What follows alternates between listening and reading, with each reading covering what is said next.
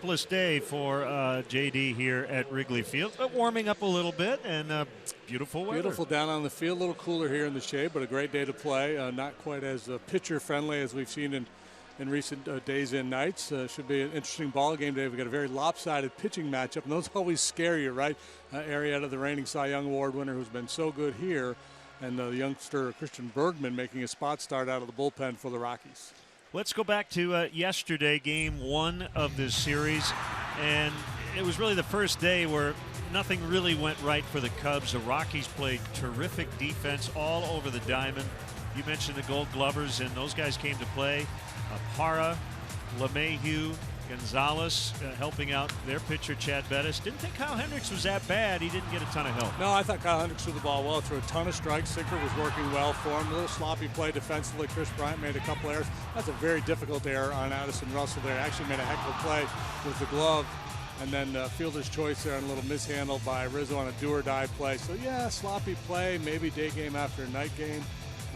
But all added up to a 6-1 Rocky win.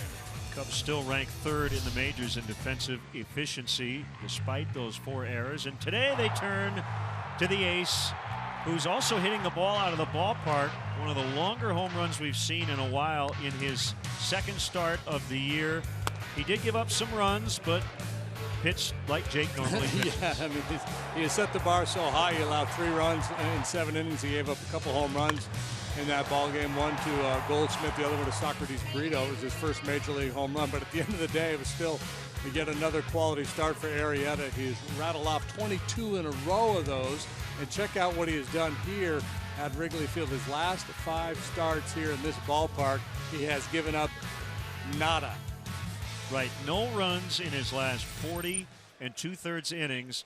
The last run scored against Jake Arrieta in this ballpark was during Cole Hamels' no-hitter. That was July 25th of 2015. When we come back, we'll talk to his battery mate today, David Ross, with Kelly Kroll when we return.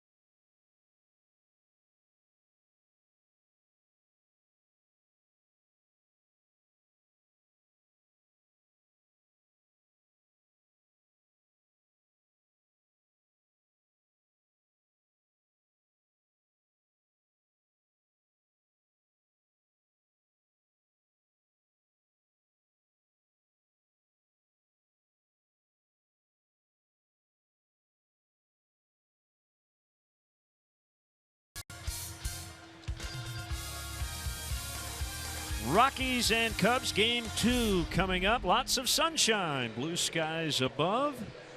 And we are just minutes away from the first pitch. And Kelly Crawl caught up earlier with Cubs veteran catcher David Ross.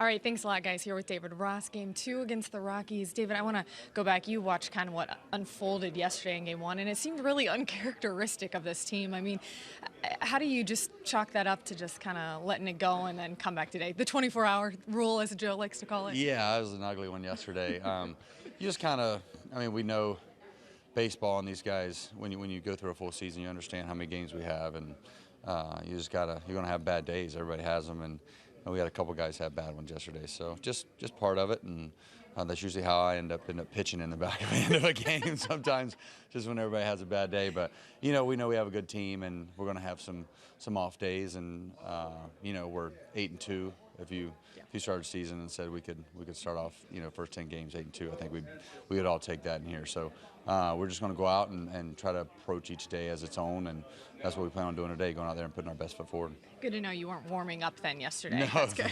thank goodness. Well, and how about having Jake follow that up? It's so nice to be like, oh, well, we're just going to throw our Cy Young winner out there then tomorrow. Yeah, that's the nice thing about having good pitching is that, even Kyle threw pretty good yesterday, but knowing you got the reigning Cy Young Award winner going the next day always is a comfort. And again, we try to take each day as its own and go out there and put our best foot forward and let these guys attack the opposing pitcher, how we game plan for him. And Jake's going to have to throw well today. They got a really good lineup. It's a good team, I mean, this is the major leagues. Everybody we play is good. So this is a really good team over there, and we're going to go out there and try to figure out a way to beat them today. You mentioned the 8-2 start. I know getting off to a hot start was something Joe addressed. You guys addressed with some of the younger guys how important that is to a season.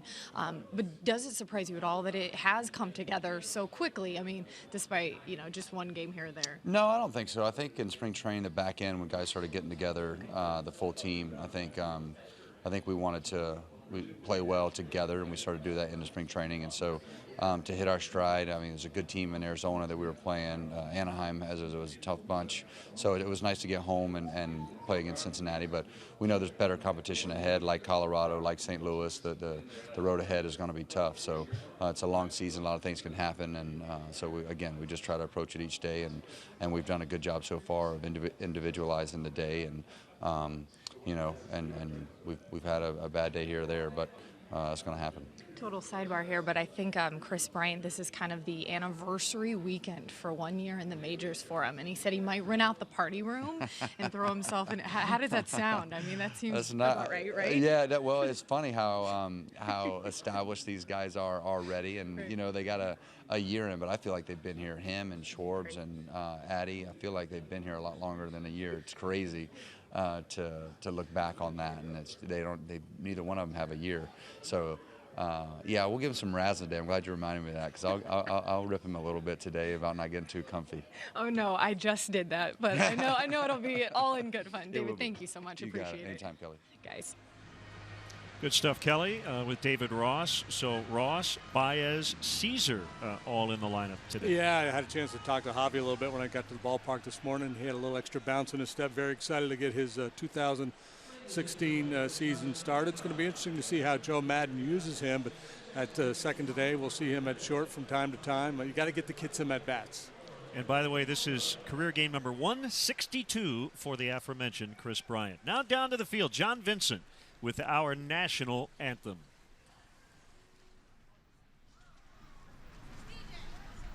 And now, ladies and gentlemen, please remain standing and join John Vincent as he honors America with our national anthem.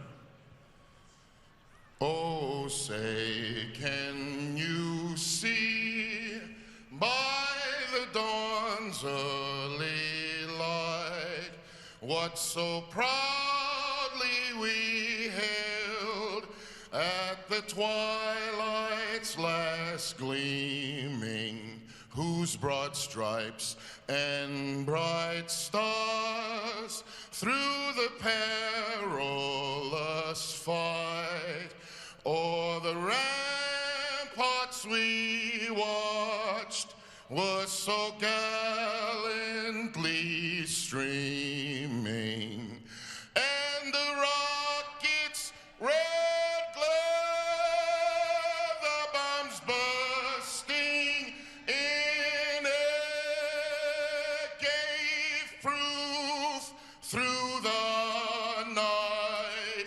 that our flag was still there.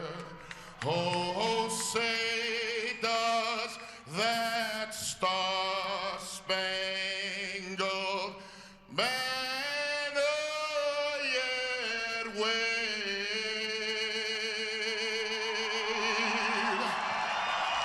o'er the land of the free?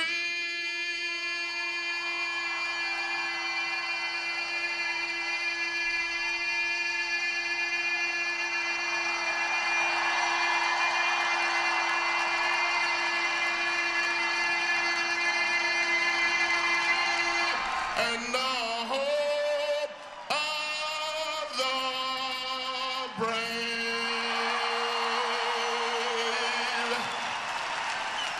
That's how you do it. John Vincent, take a breath, young man. Cubs hosting the Rockies on a gorgeous day at Wrigley coming up.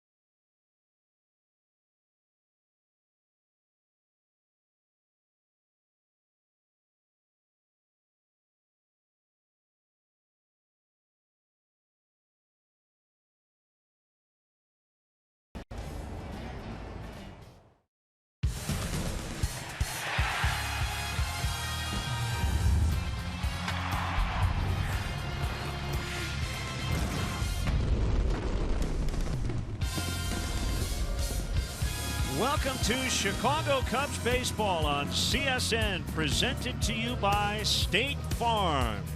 Another big crowd on hand and a gorgeous day for Cubs baseball here on CSN.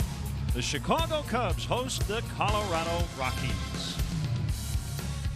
Great to have you with us alongside Jim DeShays. I'm Len Casper. Cubs 8-2, off to a great start. Yesterday, not so good, but it's only one day. It's the nature of baseball. Even the best teams are going to have a clunker from time to time. I believe Joe Madden says they can't all be oil paintings.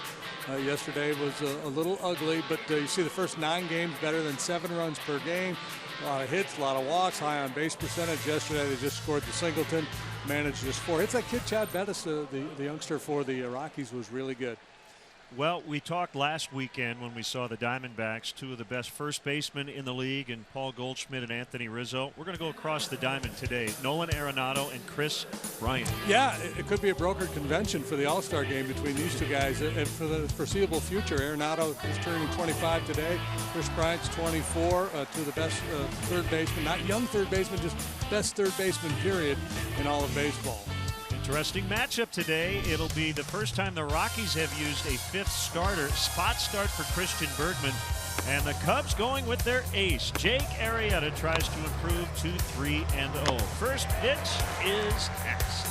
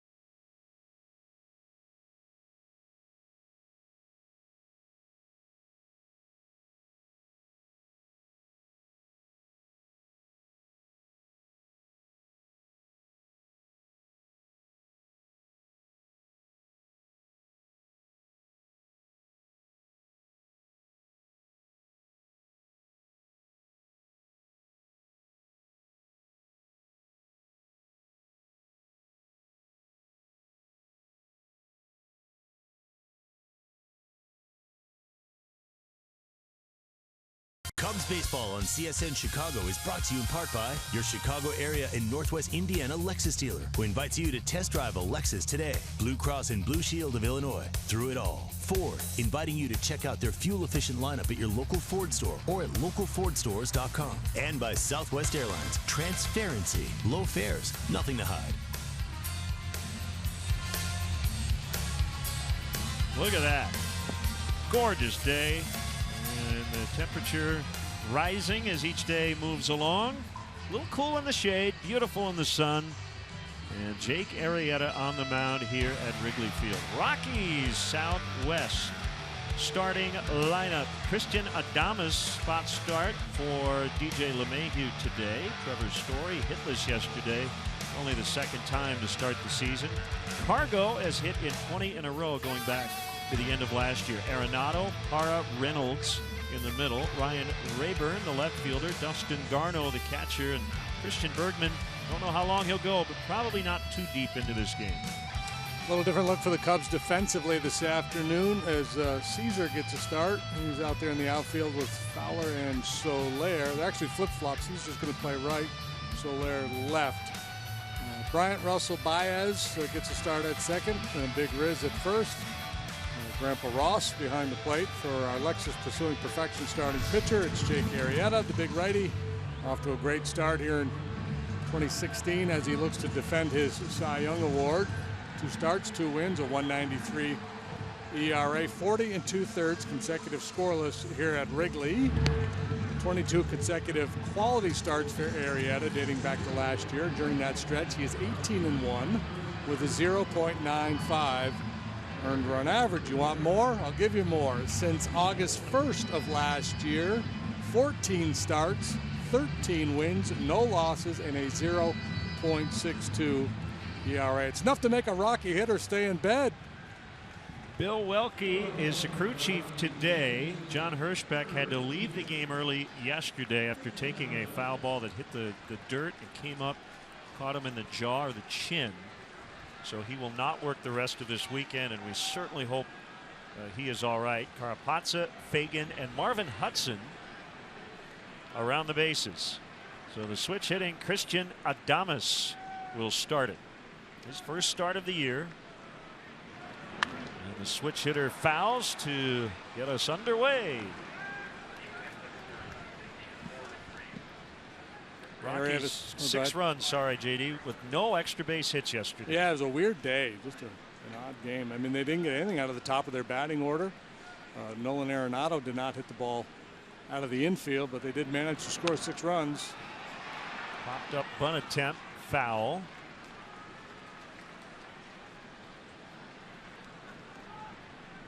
.54 degrees, east wind at 5. So the wind has kind of been similar here these last few days in terms of the direction.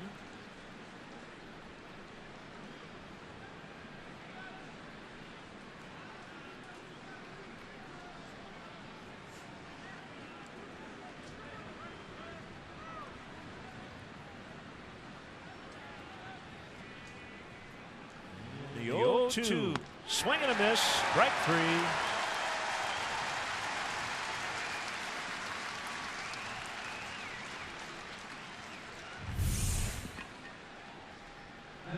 Strikeouts against 1 walk in the first 2 starts for Arrieta, and he beats Adames with a high heater there. Jake will go consistently in that 94 to 96 range with the fastball. The lane changing slider, good curveball. The changeup has turned into a great weapon for him as well. Here's Trevor's Story. 0 for 5 yesterday. A couple of strikeouts. And he's down 0-1. And we'd like to welcome all our viewers watching on Ligtel Communications, Ligonier, Indiana.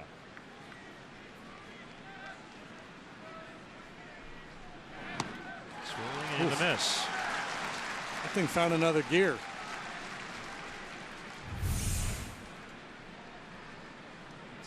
Hop on that heater.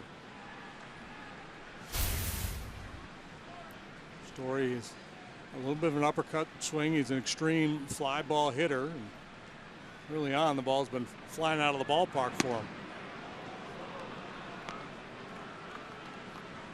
First time he's missed.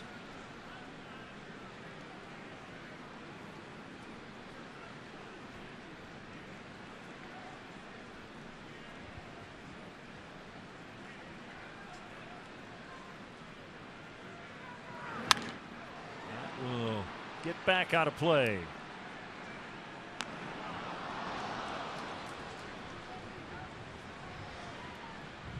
The top 3 offensive clubs in terms of runs per game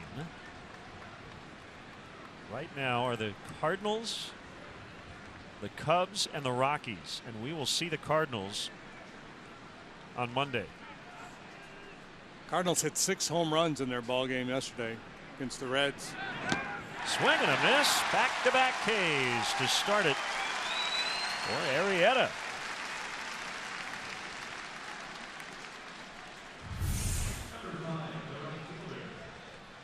I love that shot right there. That camera, that look from behind home plate. You see the way he closes off that front side, has that little rocking motion, hides the ball, creates deception to go along with that outstanding stuff.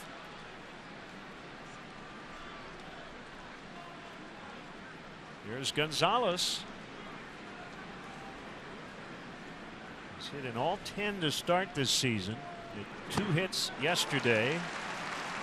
Cubs over shift to the right on the infield. Finished last year with a 10-game hitting streak and starts this year with a 10-game streak. He's the 4th player, according to Elias, in the last 50 years to do that. And 1 season with at least a 10-gamer. Start the next year with 1. I would say the big righty's feeling pretty crisp out there today as he looks to punch out the side from the top of the first. And fans already standing, and we're 10 pitches into the ball game. The 0-2 is outside. It's the changeup.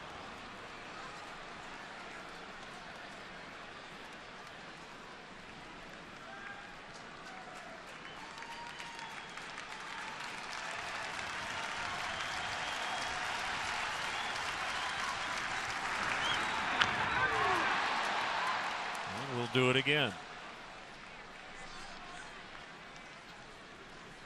Rockies have won 3 in a row. They're 6-4 through 10. Cubs are 8-2.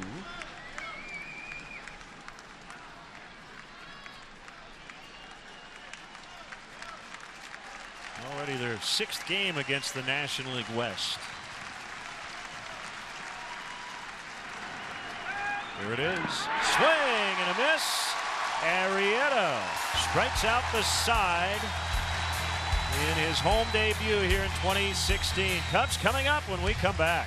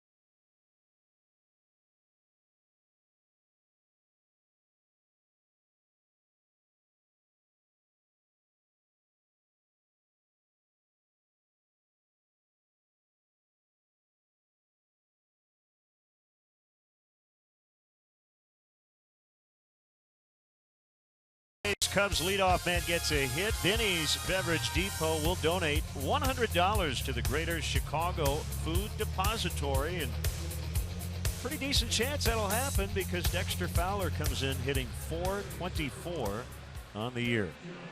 And the rest of the Cubs Southwest starting lineup looks like this. Chris Bryant is moving up and hitting second. Anthony Rizzo, Jorge Soler in the cleanup. Javier Baez makes his season debut. Russell batting sixth. Matt Caesar is in right today. David Ross the catcher. And Jake Arrieta the pitcher. Christian Bergman, swingman, making a spot start. And ball one on the ex-Rocky Dexter Fowler.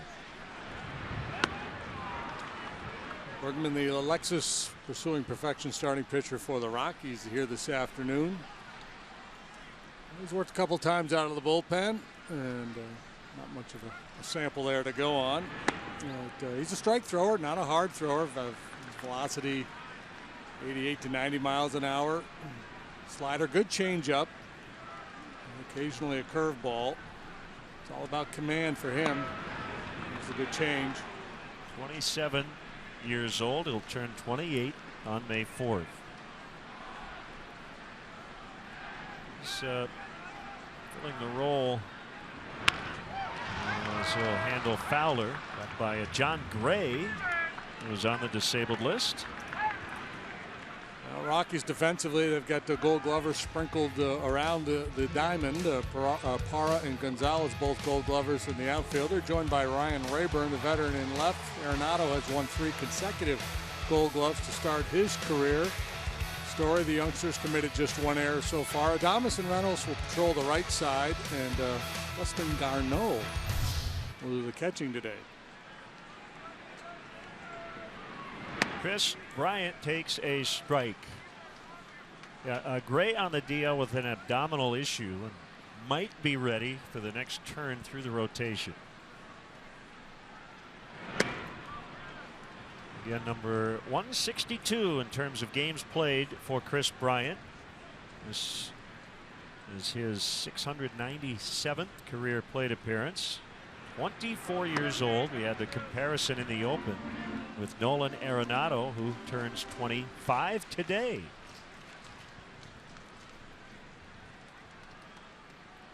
Cubs trying to spoil his birthday. 2-2. Basically a bullpen day now for the Rockies. We do not expect Bergman to go too deep into this game. Called strike 3. They get Bryant. Bergman taking a page out of Chad Bettis' playbook. The starter yesterday worked very quickly. Bergman doing the same here today, and that one catches the bottom of the knees. That will bring up Anthony Rizzo. Snapped an 0 for 19 with a 6th inning single yesterday. Some splits on Bergman.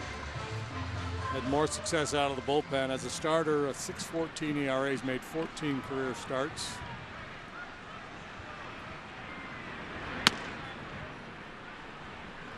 Oh, 0-1. This is his first ever appearance here at Wrigley Field. Same for the catcher Garneau. I think it's the first time he's ever been in this ballpark.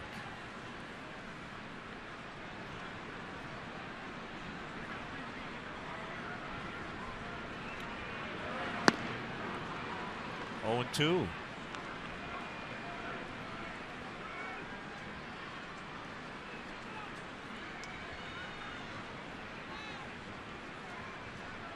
Soler on deck.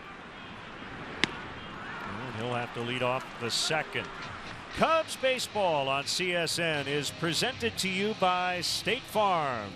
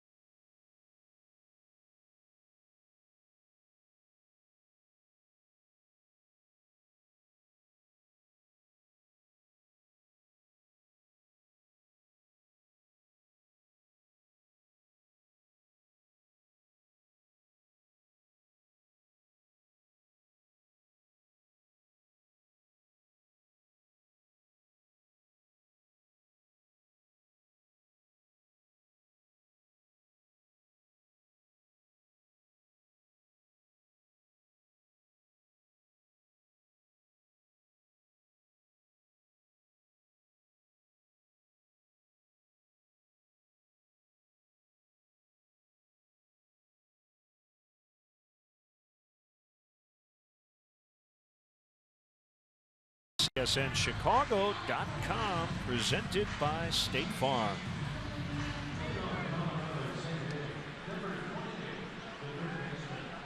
Pretty impressive first inning for both starting pitchers. Arrieta struck out the side. Bergman 1-2-3 fanned 2, so nobody has yet hit the ball out of the infield. And here is the birthday boy, Nolan Arenado. He scored twice yesterday, but did not knock in a run for the first time in 5 games. He had 11 RBIs his previous 4. Leads the majors with 14 knocked in. And 130 last year to pace MLB. We haven't even talked about his defense yet.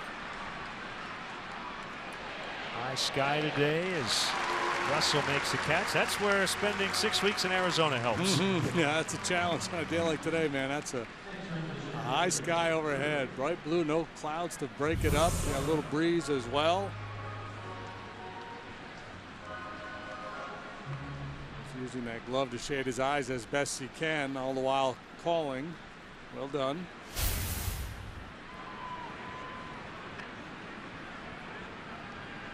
Now Gerardo Parra coming off his 3rd consecutive 2-hit game.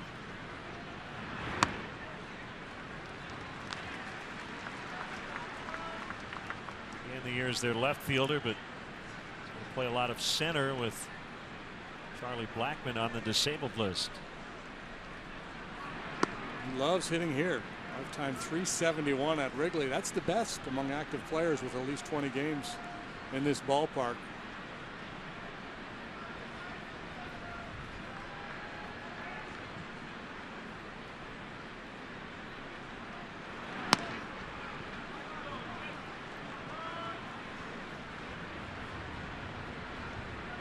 Two and one on them.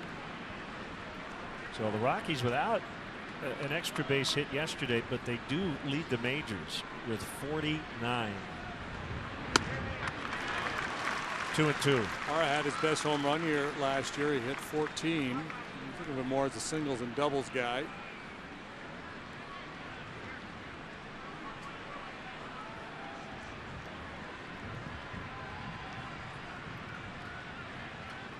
Terrific defender in the outfield. Arrieta quickly to Rizzo.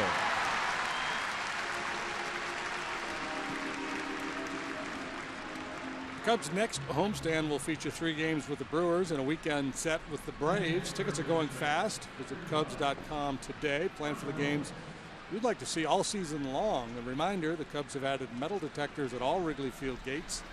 Gates will open 2 hours before each game. Please make sure to give yourself extra time to enter the ballpark. For additional information, visit Cubs.com/security. Well, you've got a big-time strikeout pitcher and a guy at the plate who has fanned a lot. 1,526 career strikeouts for Mark Reynolds. That tied for the 52nd most in Major League history, currently with Willie Mays. Reynolds has played in 1,265 games. Mays played in 2,992. Baez, a nice play to get there, but not a good throw, and the barrier saved him from an error. That ball nearly went out of play. I chalk that up to the exuberance of youth.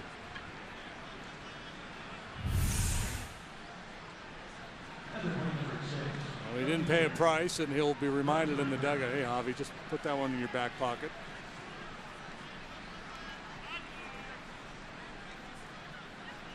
Fortunately, it didn't trickle into the dugout and give Reynolds an extra base.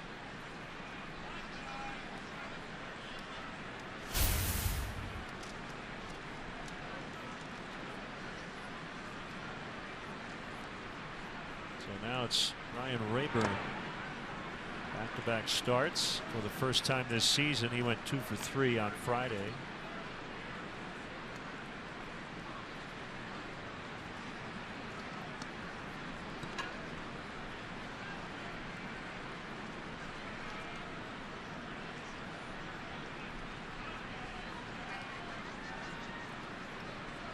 Breath by Arrieta. And behind now 2-0.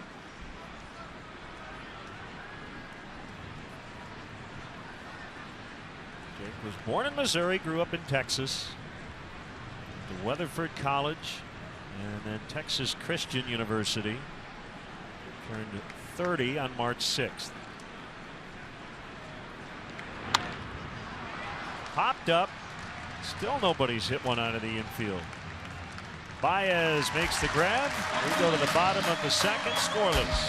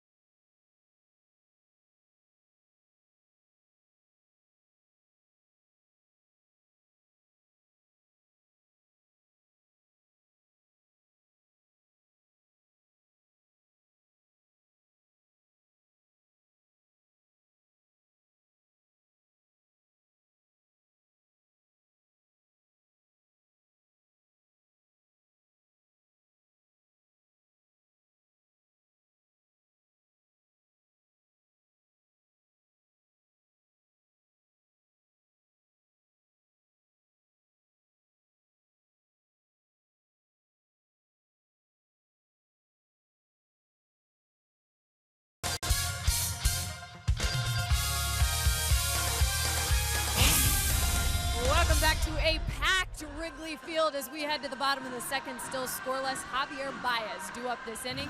His Wrigley Field debut this season, if you will, and he is pumped to be up here and finally healthy. And he said after a couple up and down seasons, his biggest goal this year is consistency, both at the plate and in the field. And certainly Joe Maddon knows that the more playing time he can get him, the more comfortable he will be. He would love to get him out there, guys, 2 to 3 times a week, he said. Of course, filling in for Ben Zobrist today, but he also would love to use him for Addison Russell or even in the field, guys. Okay, Kelly, thank you. Jorge Soler with a leadoff single.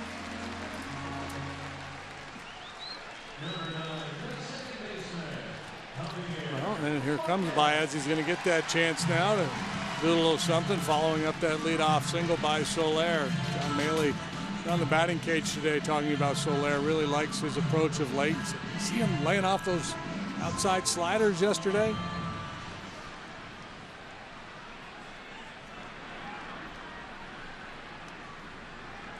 So his season debut, nice job by Garneau to keep that ball in front of him and keep Soler at first.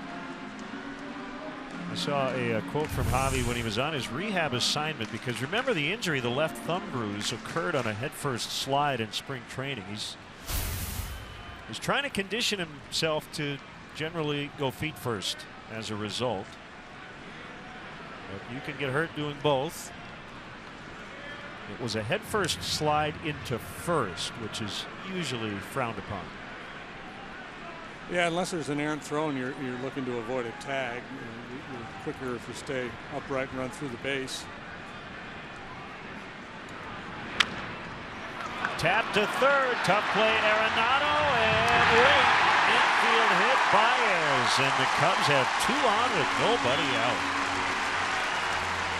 Well, pretty play by Arenado, but Baez runs well. Not only that, he runs fast, and he's got himself an infield knock. Chance for a little early noise here in the bottom of the second. You might not need much with Arrieta on the mound. Big chance here for Addison Russell.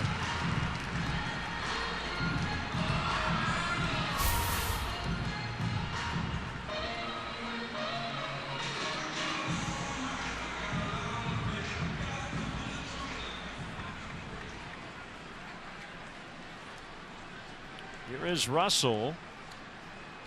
5-game hitting streak, following a 2 for 17 in his first 5 games this season. It's a right-handed leading lineup for Joe Maddon today, and you might say, well, that's kind of weird with a righty on the mound. But when you look at the right-left splits for Bergman in his career, it makes perfect sense. He's been far better against left-handed hitters than right-handed hitters. Double play ball. Story and Adames team up on a 6-4-3. And that will leave it up to Matt Caesar with 2 outs and a runner at third.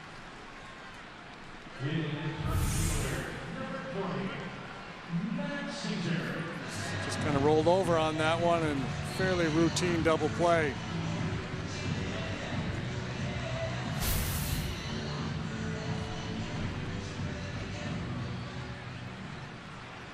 Second start for Matt. 5th career start in right field. He can play all 3 spots in the outfield. 1 ball, no strikes.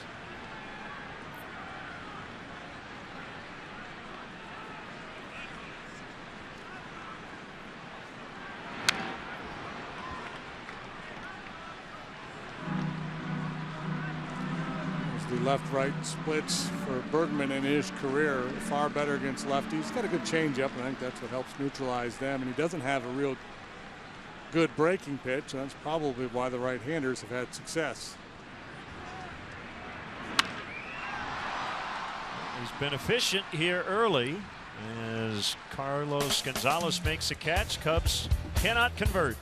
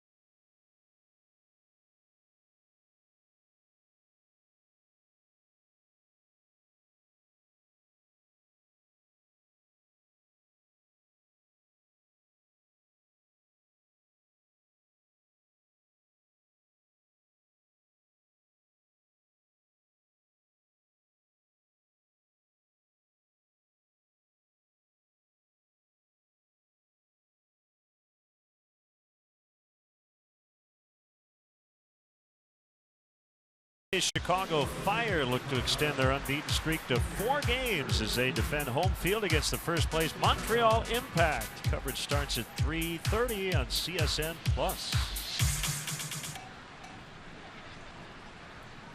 Scoreless tie as we start the 3rd inning. Catcher Dustin Garneau. So they had Justin Morneau and Dustin Garneau last year. Morneau has not signed with anybody. So dealt with some concussion issues. Rockies also today, coincidentally, placed their catcher Nick Hundley on the 7-day concussion disabled list. Took a ball off the mask the other day.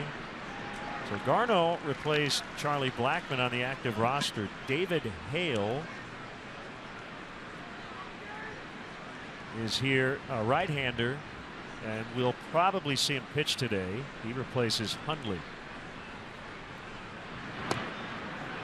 So you've got some inexperience back of the plate now with Hundley out for a bit. And Garneau and Walters, who was pretty impressive yesterday. Yeah. Solid behind the plate. Had a good day at the plate. Can run a little bit. He's stolen 3 bases already this year. 3 balls, 2 strikes. Pitcher Bergman is on deck.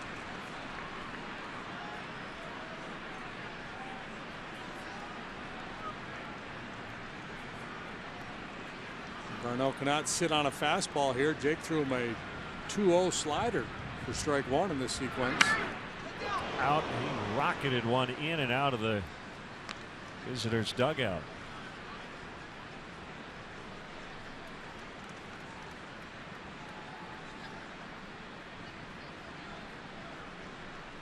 Garneau was a 19th round pick. Bergman, the pitcher, 24th round pick. Making their Wrigley Field debuts here today.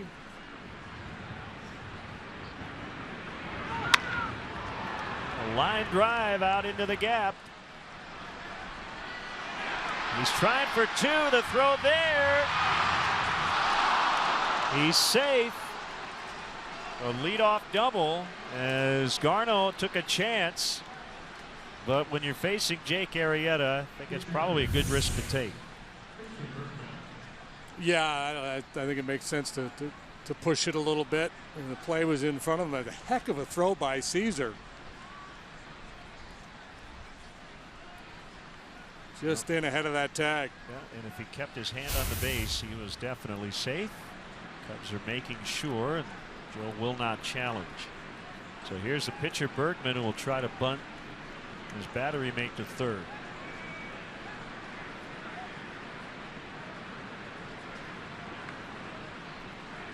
He hit over 340 as a high school senior in La Cañada, California.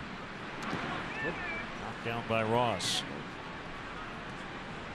Make it easy for him. Rizzo will not. He'll be right up in his grill there. Ideally for Bergman, he'd like to bunt this ball towards Bryant, force him to abandon 3rd base.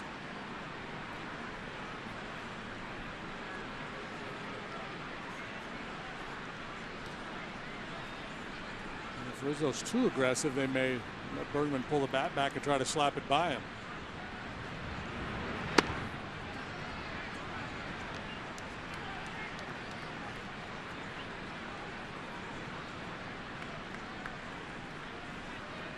Arrieta will try to work out of this. He has not allowed a run in this ballpark since July 25th of last year. Covers almost 43 innings. Didn't look very comfortable as Bergman fouled it. Almost got it done. Arrieta did not pitch against the Rockies last year. He's faced them twice in his career. They both came in 2014. Pitched a real good ball game here against the Rockies, but in Colorado he got knocked around, and that's, there's a lot of pitchers that's the story. Good against them in our park, but up there in Denver, not so much. allowed career highs in hits and runs in that start in Colorado. 13 hits, 9 runs. Back in August of 2014.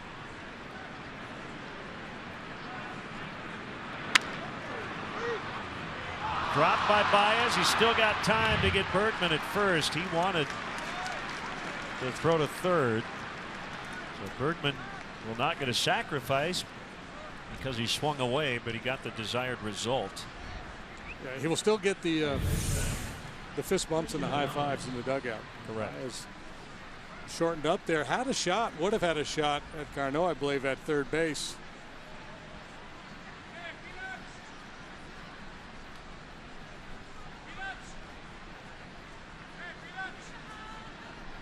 Looks to me like Baez has a new teal glove. Cornerman in, back up the middle against Adames, and he takes a strike. And now, with Arrieta ahead in the count, Baez and Russell will move in. Yeah, ahead in the count, but I also think he was just a little late in getting a notice or recognizing the situation that they should be in. Yeah, I thought it was odd that they were back to begin with. 0-2.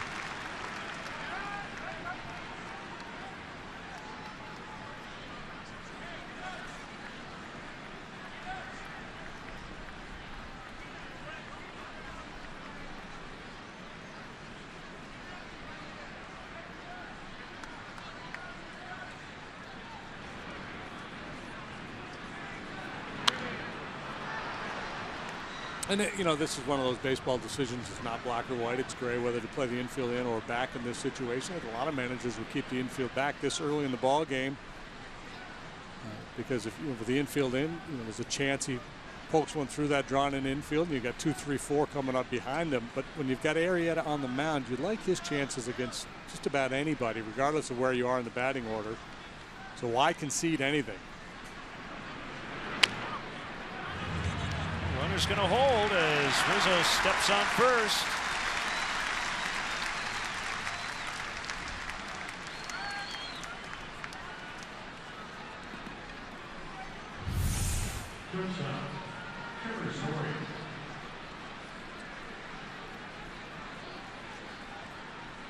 Two outs, and it's the shortstop, Story. Arrieta, by the way, did give up 4 runs here in the playoffs against St. Louis. It was game 3 of the division series, but when we talk scoreless streaks and the like and batting streaks, that's reserved for the regular season. Although you could make a case, because the playoff games are more important, that should all kind of count. Yeah, and just in terms of official record keeping, right, you differentiate between the regular season and the postseason. And that keeps players kind of on a level playing field, because certain guys would have extra chances in those bigger spots.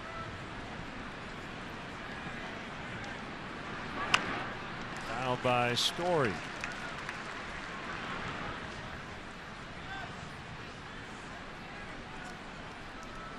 To a sizzling start, 0 for 6 in this series. Player of the week in the NL last week.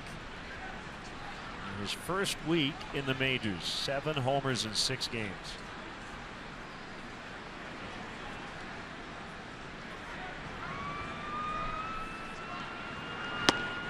Talk about him being a fly ball hitter. He hasn't really been able to lift the ball yet in this series. I was looking yesterday, it's one of those esoteric stats, is that a cutter, 44%, nearly half of his fly balls have ended up in the seats. Which, one, speaks to his power, two, there's no way you can sustain that.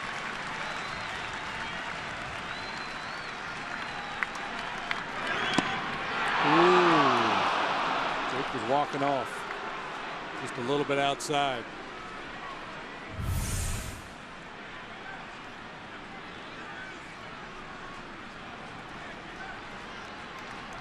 Welke gave it a long look, deemed it off the corner, and he was correct.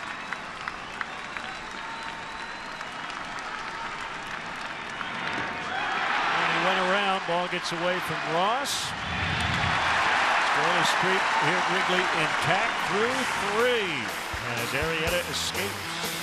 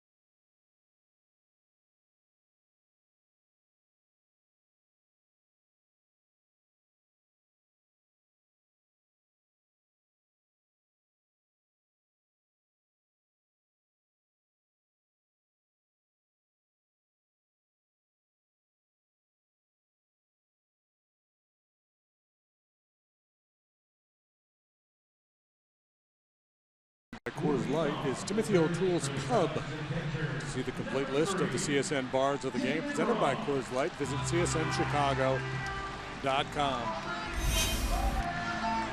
Timothy O'Toole played the PCL back in the 30s.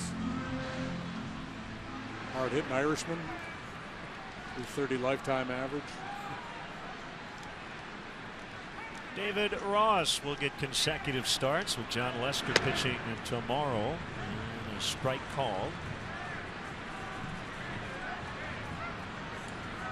Scoreless here in the 3rd. 0-1 off the outside edge. I don't know if batting practice is predictive at all, but I was watching him swing it today. It looked awfully good in the cage. Had a good spring and off to a good start here in the regular season. Limited chances. And we were in Arizona. I was chatting with Mark Grace and Dave Magadan, the hitting instructors for the Diamondbacks. And Magadan said in Japan it did matter. But sometimes if they were watching BP and a guy had a really good BP, they would take somebody out of the lineup and insert that player in. Wow. Pressure. Puts a lot of pressure on your BP because some guys, and he and Gracie got talking about Eddie Murray, the Hall of Famer, and he was just a horrific BP hitter, man. He had a hard time getting the ball out of the cage.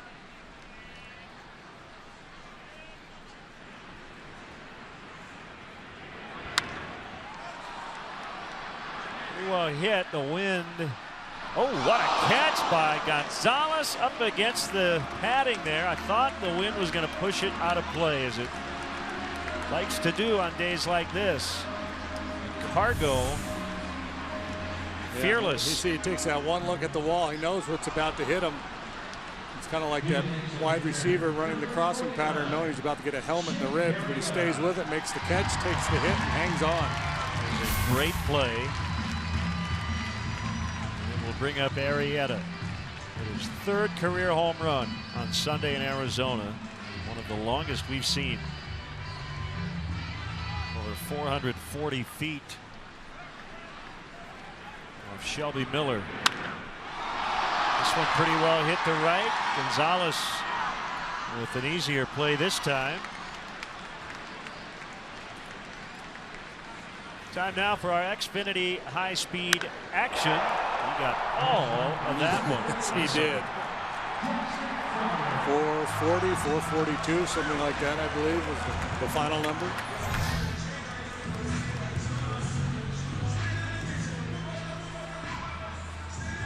So 2 outs. It's Fowler grounded to the mound his first time up. Well, I'll tell you, if you're Walt Weiss, if Bergman gets through this third inning unscathed, you're really playing with house money. You got essentially a reliever making a start here today, and he knows he's going to have to use a lot of bullpen. Bergman hasn't even made 30 pitches yet. Yeah. So trending right now, he's going to use less bullpen than he would have anticipated. And we've talked a lot this year about the Cubs and the way they wear down starting pitchers. That was not the case yesterday, nor is it the case today. These guys very efficient, and I think instructive too for other pitchers. I think you might as well be aggressive. If you nibble, you're going to end up putting yourself in hitters' counts. You're going to end up walking a ton of people. Fowler leads the majors in times on base. 24 times he has reached already.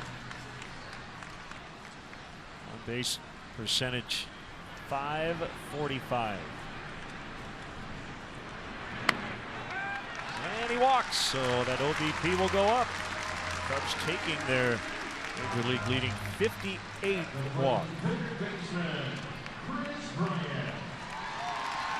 Sign up for the Chicago Cubs baseball summer camps presented by ATI Physical Therapy and Ideal Industries.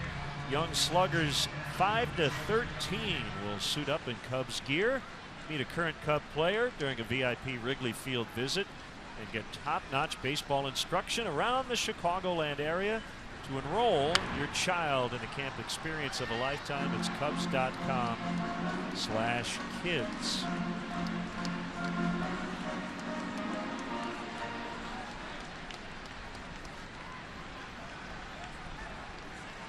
Man on, 2 down. Cubs batting in the third.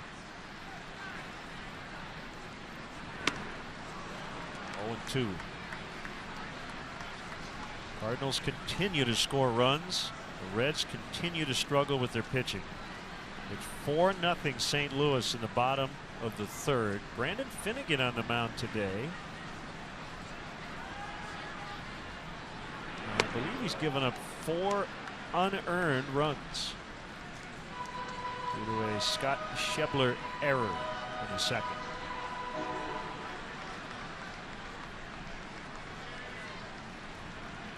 Stephen Piscotty with a 3-run homer. Man, Cardinals have scored 10 runs or more in 4 of their last 6 games. And in other baseball news, welcome to the win column. Minnesota Twins and Atlanta Braves both starting 0-9, but both picked up much needed W's yesterday. Braves were down 3-0 in the 7th. Came back to win on the road.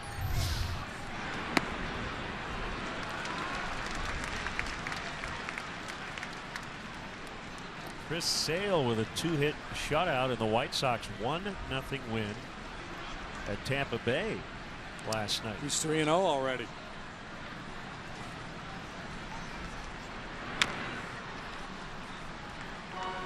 Both Chicago teams are 8-2 to start the year.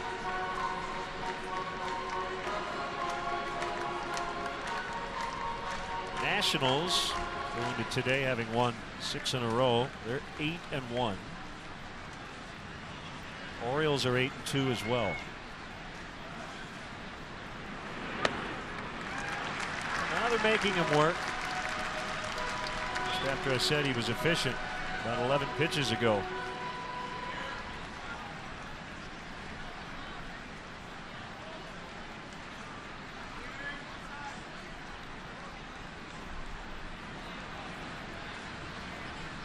Goes on the 3-2, called strike 3, and that's the inning. So Bryant's been caught looking twice, and still 0-0.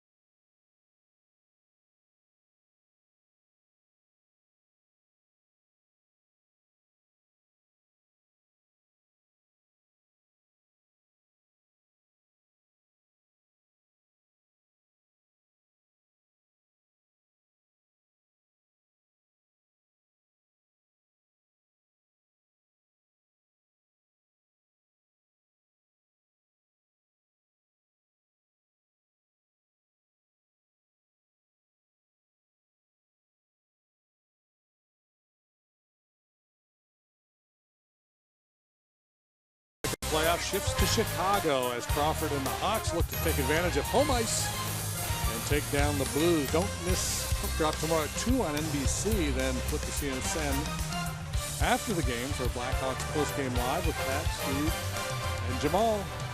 What a good win last night. Ooh, no such thing as a bad win, but what a wild dandy third period that was.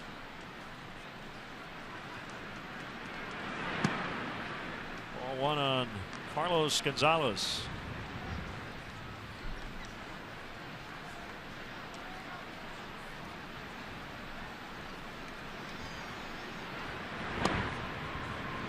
Called strike. 1-1. Arenado and Parra. Tough part of this order.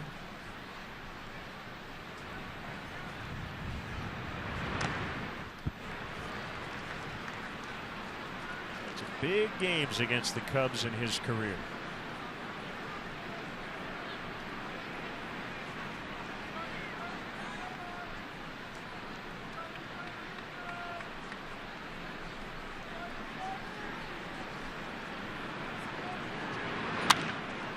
End of the bat, floated into left center, and a base hit for an 11-game hitting streak to start the year and a 21-gamer overall.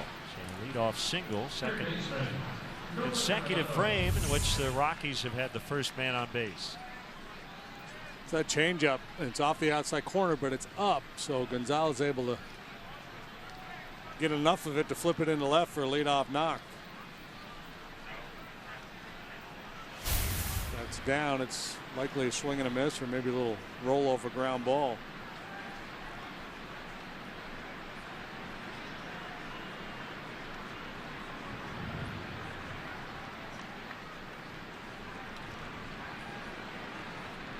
Arenado cuts and misses on a slider.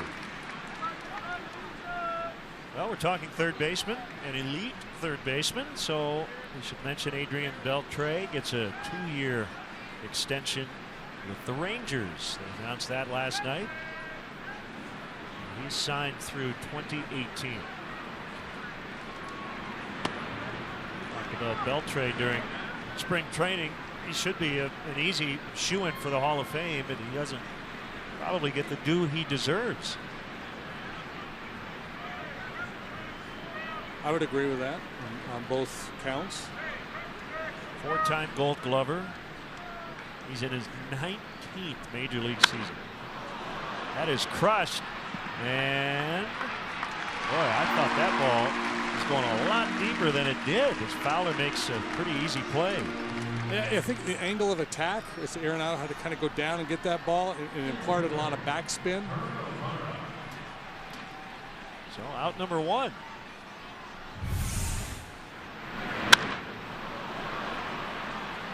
Maybe more off the end. Sweet spot.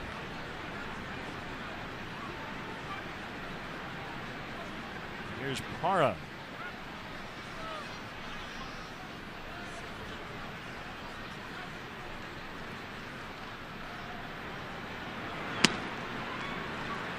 This ball misses away for ball one.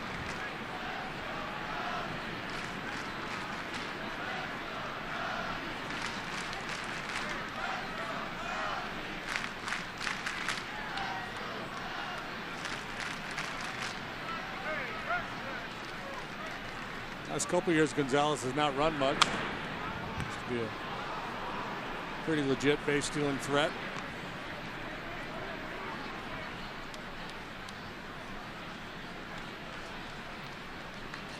Rockies were basically a small ball team yesterday. They stole 3 bases.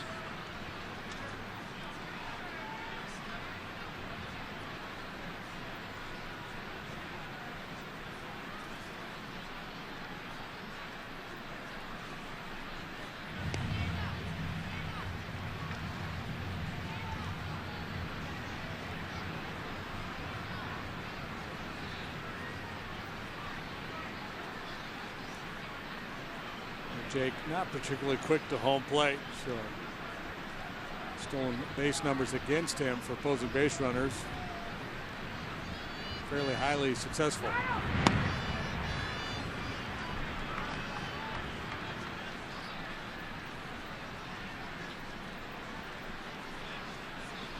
Should be a count where Walt Weiss might want to start Cargo, play a little run and hit.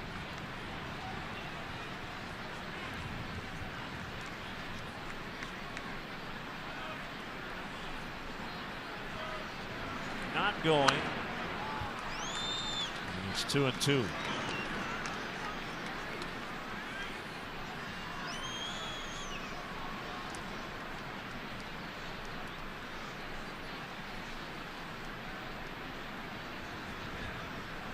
Walt Weiss in his 4th season as the Rockies manager.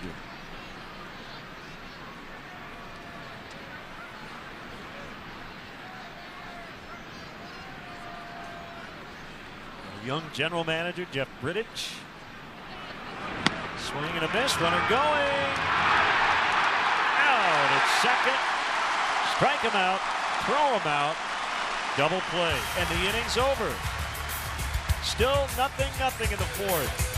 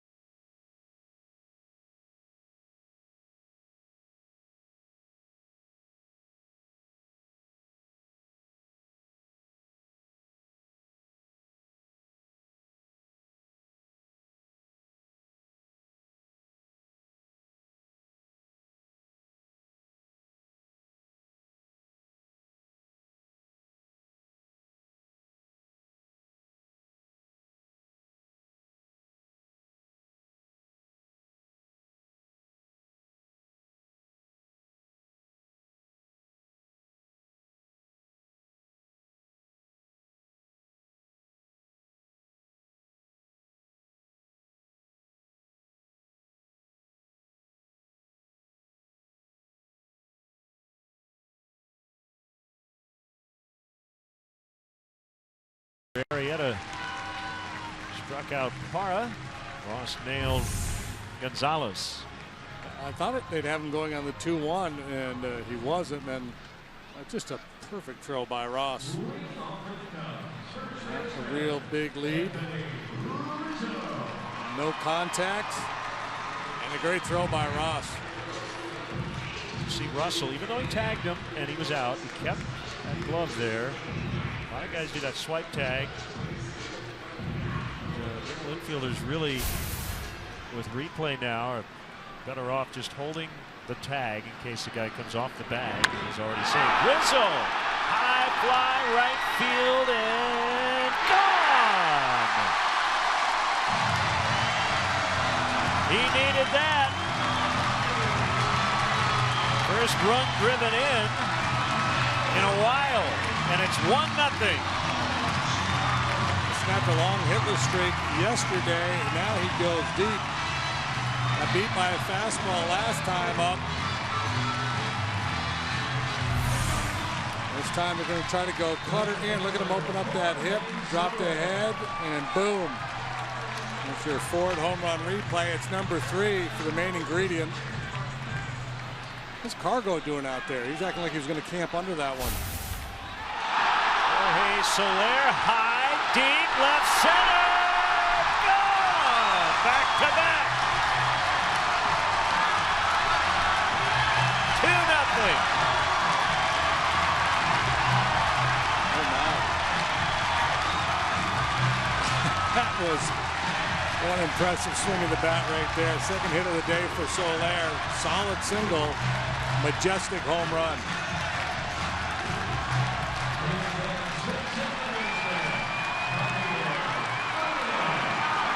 Fans barely had time to sit down after the Rizzo home run, and Soler does this.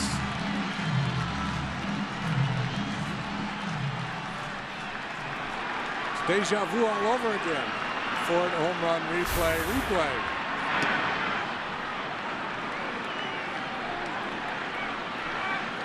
First 2 pitches of the inning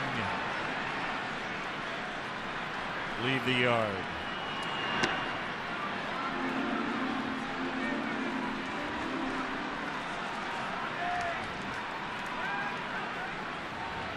Bergman was terrific first time through the order. Had to make a ton of pitches to Fowler and Bryant to get out of the third.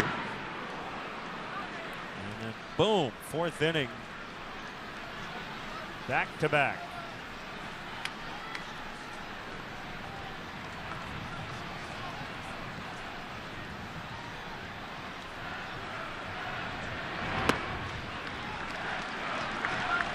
First time the Cubs have hit consecutive home runs this year.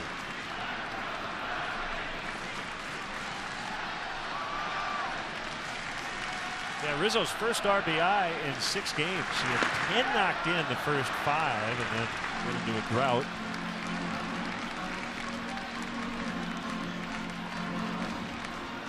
His slumps usually don't last very long. 3-2. Baez bounces foul.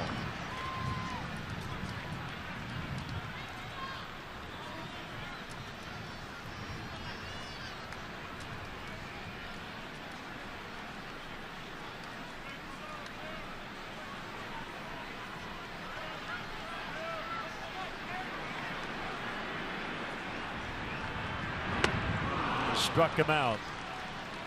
Probably was thinking 3 straight homers. Are you in charge of planning your next social gathering? Plan a day or evening at Wrigley Field and enjoy special perks only available inside the ballpark. The Cubs offer special ticket packages for groups of 15 or more. Visit Cubs.com/groups, and as always, we remind you if JD is going, he will gladly attend, but he will not do the planning. When and where.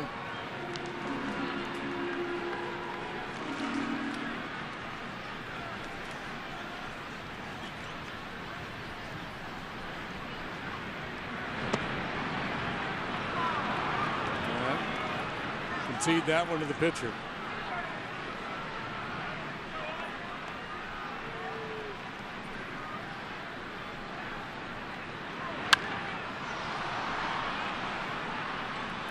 Busy afternoon for Gonzalez.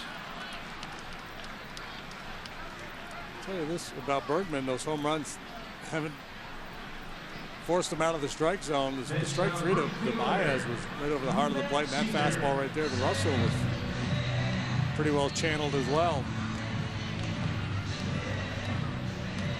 Well, the other thing about it, as a pitcher, you're not trying to give up home runs, but there was 2 pitches. And we saw in the Red Series, the walks, Caesar lines to left. But yeah, at least he's kept his pitch count in order. And as the Cubs do grab the lead, Rizzo to right. Next pitch, Soler to the bleachers in left center, 2-0.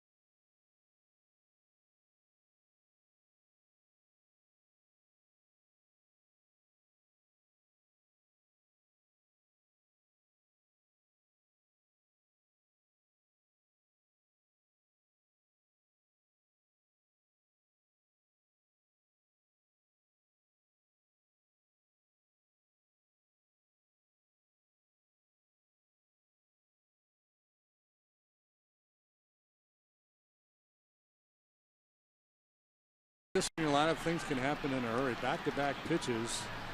Rizzo and then Soler go deep, and the Cubs now lead 2-0.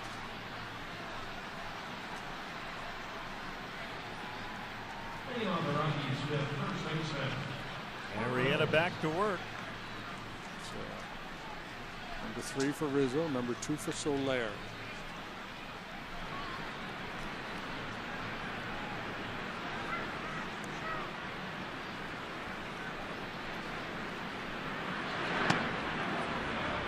Reynolds with a single. His first time up. 10th major league season.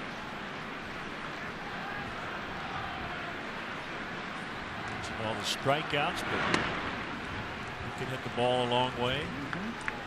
Dangerous bat. And you've got to use as a part-time player now in a platoon situation or 3-4 times a week. And come off the bench and do some damage. Hit 13 home runs in a part-time role for the Cardinals last year.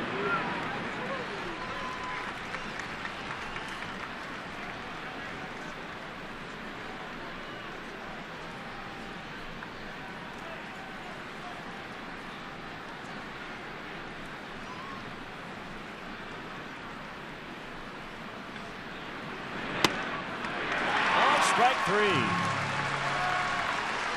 I'm on a heater.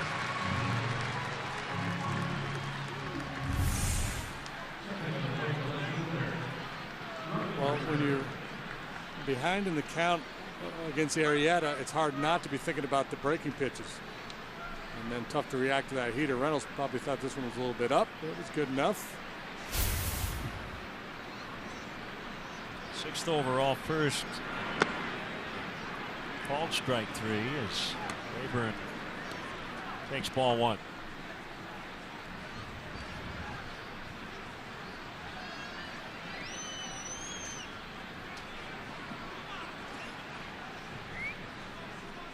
Cubs trying to even up the series after the Rockies took the opener 6-1. Rayburn's an interesting cat. He's been around a while now. Broke in with Detroit in 2004. His last 4 seasons, he's gone in terms of batting average, $171, then 272, 200, 301. It's like every other year, it's like he's a different guy. And a part-time player in each of those 4 seasons, so it's not like he's getting a lot more at-bats one year than the next. His OPS in those alternating years, 480, which is terrible, 900, which is elite, then 547 in 2014, and then bouncing back to 936 last season. Yeah, it's weird. It is weird. Getting over 200 plate appearances in those seasons. Caesar over, no play this time.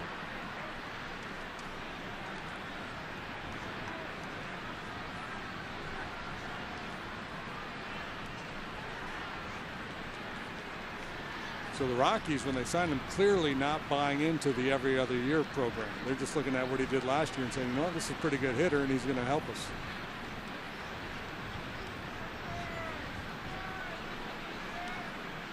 And he had signed a minor league deal on March 4th, so don't have any guarantees as he strikes out.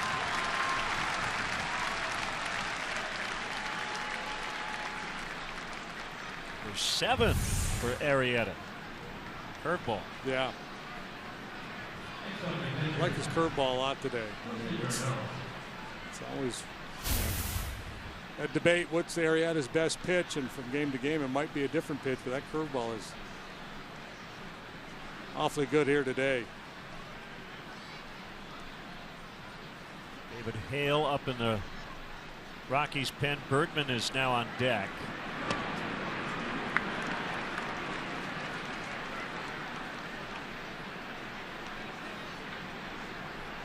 Three hits for the Rockies, a couple of scratch singles, and a solid double by Garneau.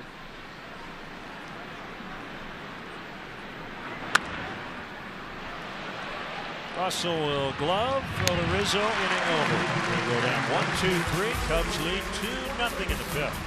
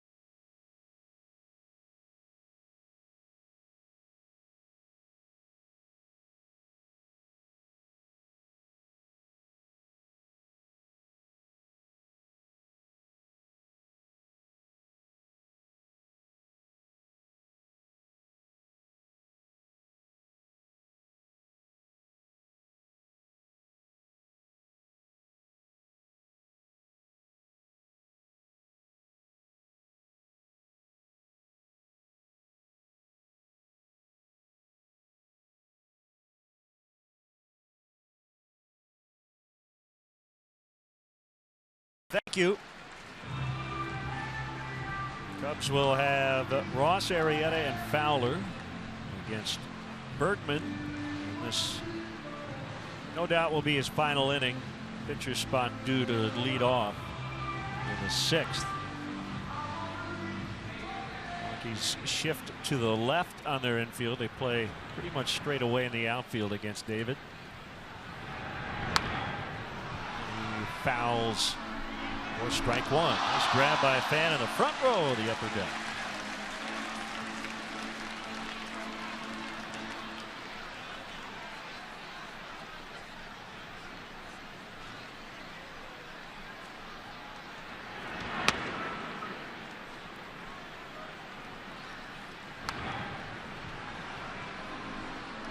Hello there, young man. 0-2. Got him. 5 for Bergman. Mentioned he's from Southern California, La Cañada, just north of Pasadena. Never considered a top prospect. He barely cracked the Rockies' top 30 list a few years ago after a good season at High A.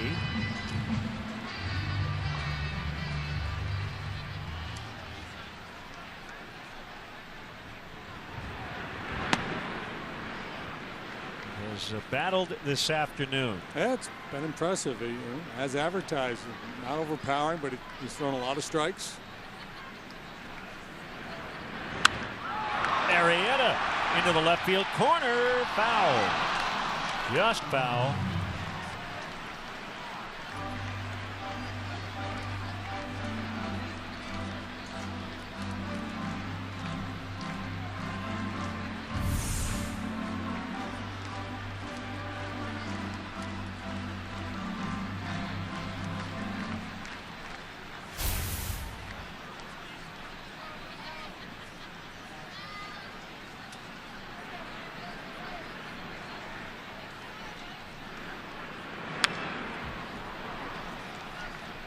Times you're concerned about your pitcher running the bases, and you'd almost rather see him make an out. But on a cool day like today, and given Arrieta's conditioning, that's not a concern. He's rather machine-like.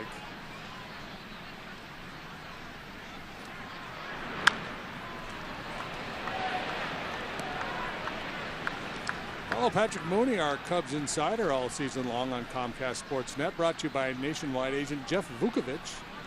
Visit Jeff at jeffvuk.com nationwide. He's on your side. Catch up with Patrick on the upcoming road trip. Enjoying a nice weekend off with his family.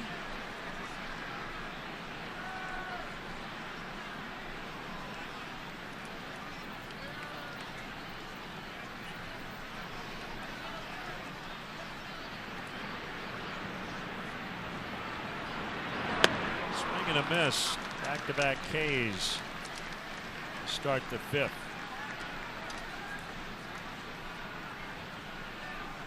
Hitting in center fielder, Dexter Fowler.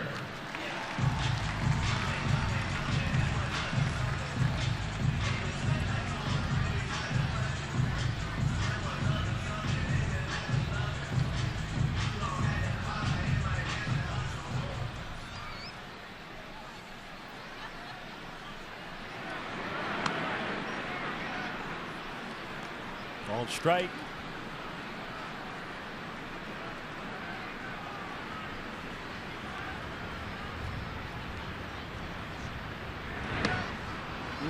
Good let up.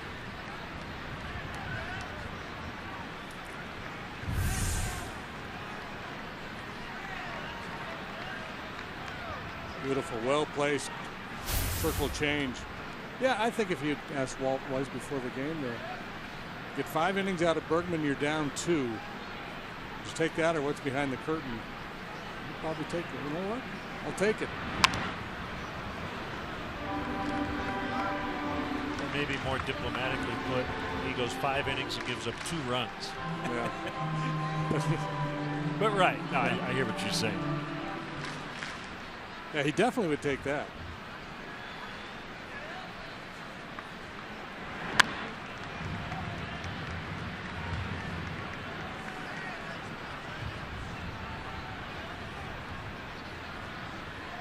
See, if you're nice to the first base coach, you may get a souvenir.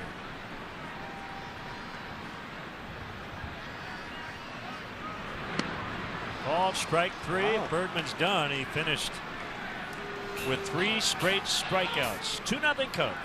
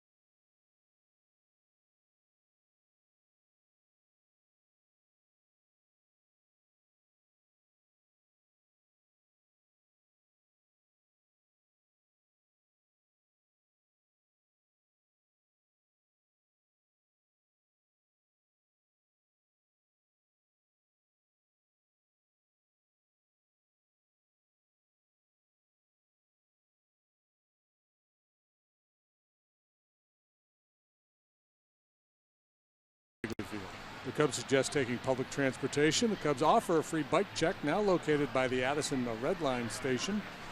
For drivers, the Cubs provide free remote parking and shuttle service on night and weekend games. For information, visit the A to Z guide on Cubs.com.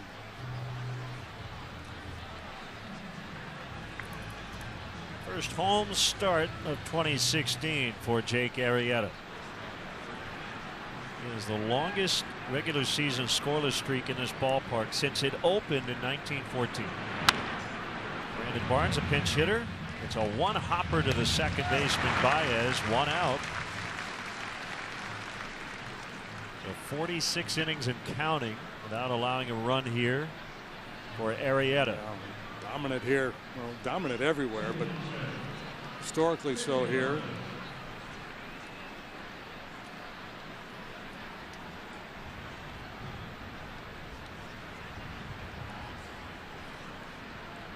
Cubs will get into the Rockies bullpen in the bottom of this inning. It looks like it'll be David Hale. See, yesterday their closer is left-hander Jake McGee.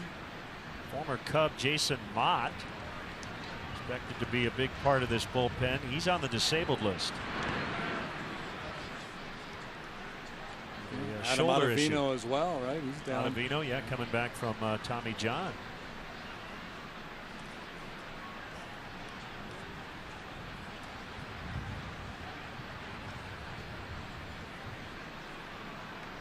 Arrieta looking for his 23rd consecutive quality start, going back to last June 21st. Already a franchise record.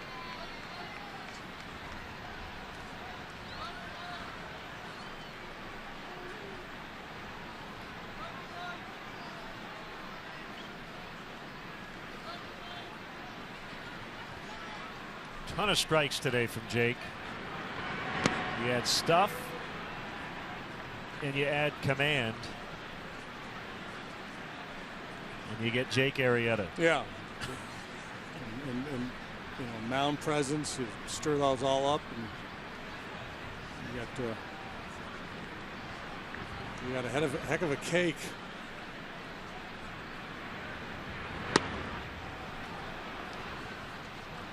Thomas able to hold up.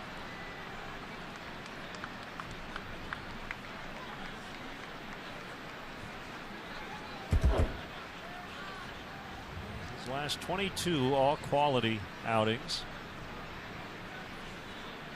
And there you go, 28 walks in his last 22 starts. That's Maddox-like. Short center, Fowler will get there.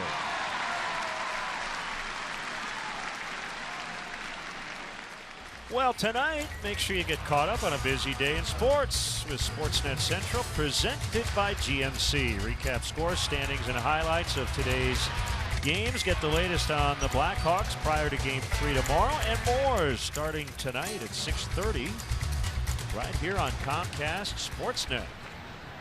Full recap of Rockies-Cubs Game 2.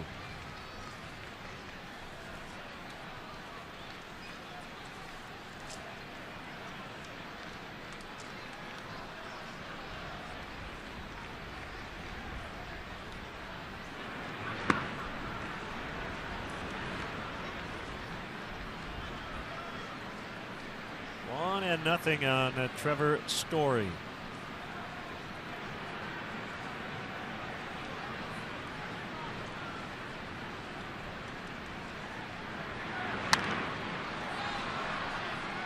Fouled off. Already 2 strikeouts today.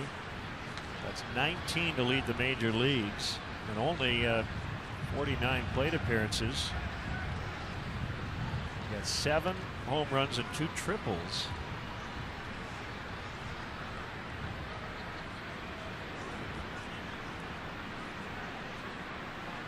Bit of all or nothing so far. His 11th major league game. 1-2. Yeah, I was reading a story on I believe it's on Fangraphs, trying to find a comparable for him. The power and the swings and misses, and they were talking about J.D. Martinez, who's turned into be a very dangerous hitter. And an everyday shortstop that, put up numbers like Martinez, you've got a heck of a player. Not missed by much. He was at Double-A at this time last year, split time between New Britain and Albuquerque. Exactly 10 home runs and 40 RBIs in each of those 2 stops.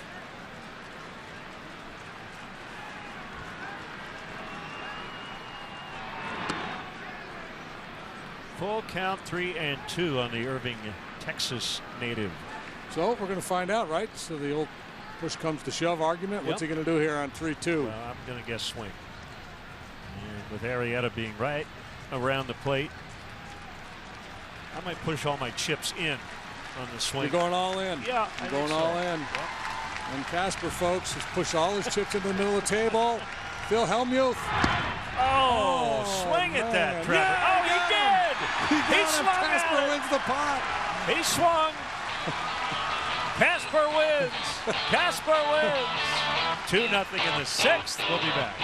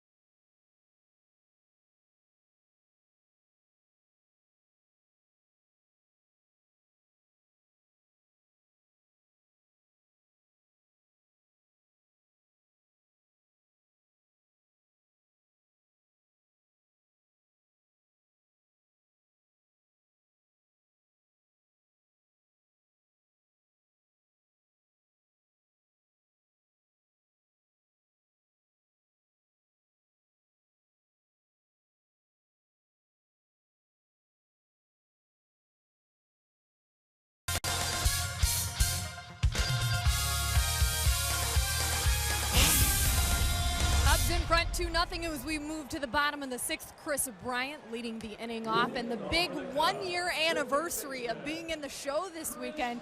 And he joked the other day saying he might have to rent out that party room in the brand new clubhouse. Of course, all his buddies would be there, and celebrating seemed like the perfect kind of way to go out. And he said, I know for a fact I'll end up in the middle of that dance party soon. But Chris Bryant said it's flown by. Couldn't believe he'd be where he is today, guys, of course, on billboards all over the city, right?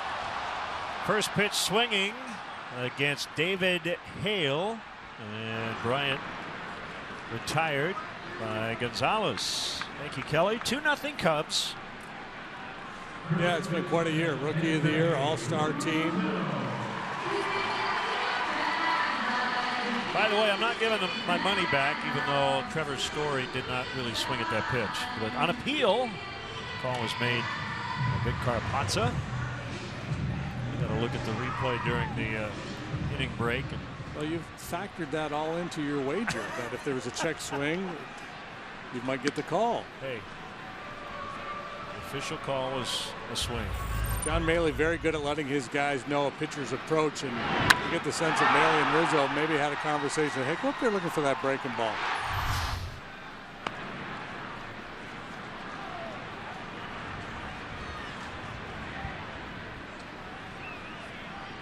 Hitters will sometimes look for a certain pitch. A lot of times they'll go up there looking in a certain zone, either look in or look away.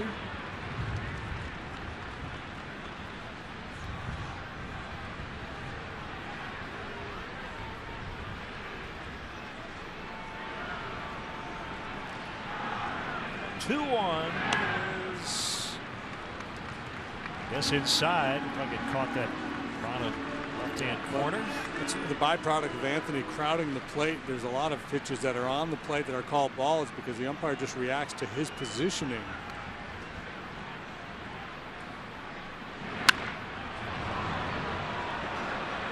Scatter in the bullpen. They're not playing the same game that the guys in the Cubs bullpen. Hang in there and take it off the kneecap if you must. 10-10 lifetime for Hale on a 4.38 ERA. Ball 4.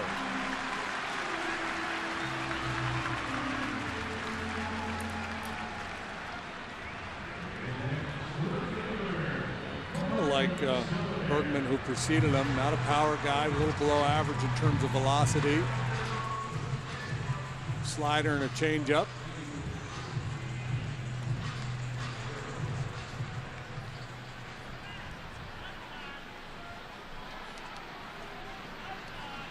Nice day for Soler. Single and a homer. Getting cleanup this afternoon. Right after Rizzo hit his home run, he gets a breaking pitch from Bergman. Wastes no time. Pumping it into the seats.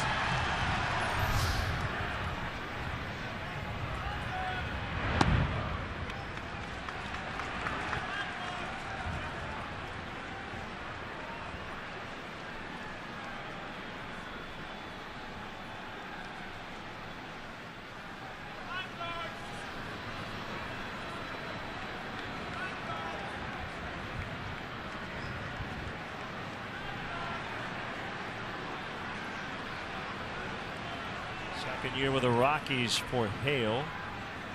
Just joined the roster today to replace Nick Hundley, who went to the concussion DL. Bounced foul to third. Hale originally came up with his hometown Atlanta Braves. And as Nicholas on Twitter pointed out, he'd love to see a Hale-Caesar matchup. Ooh. Possibly in this 6th inning.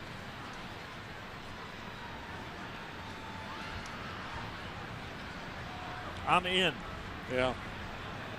Well, I was hoping we'd get a split screen of Chad Noble, the Cubs bullpen catcher, when Brandon Barnes was up there hitting. Very nice. 3-1. He's behind Soler.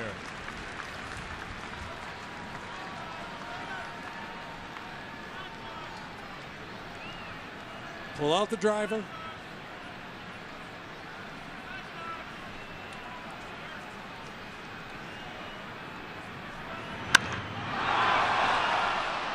will get foul. It had some hair on it. That ball was scalded. So this is all part of the maturation of a young hitter, right? So you're in a hitter's count. You got the 3-1 pitch. You put a real good swing out. You smoked it.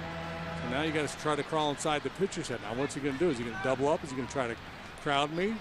You're going to go breaking ball away. It's tough the first time you're seeing a guy in a game.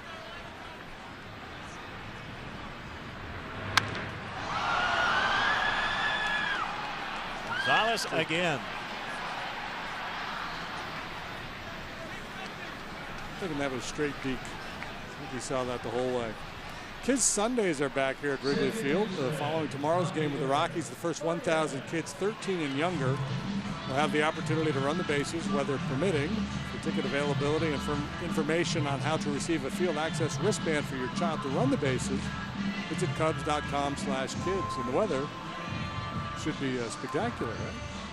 Carlos Gonzalez has caught 6 fly balls in this game, including a terrific play in foul territory up against the padding. And as you mentioned on the Rizzo homer, he acted like he was going to catch that ball. Yeah, and I think that one there, he was just trying to deke Anthony as if he didn't see it, with the hopes that he might be able to double him off first base. Maybe he didn't see it. I don't know.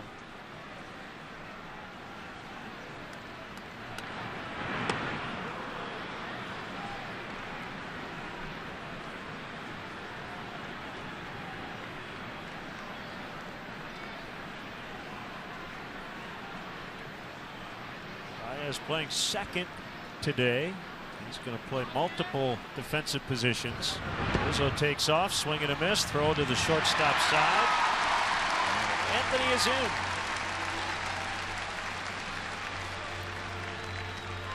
Rizzo with his first steal of the year, 17 last year.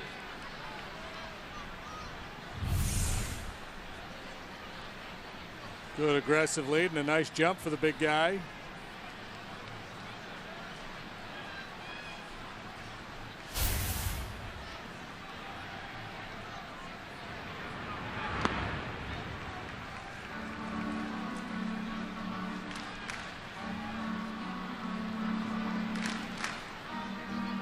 Are hoping to see a more measured approach from Javi Baez in certain situations. You don't want to take away his aggressiveness. He's always going to have that big, powerful swing. He's got a very quick bat.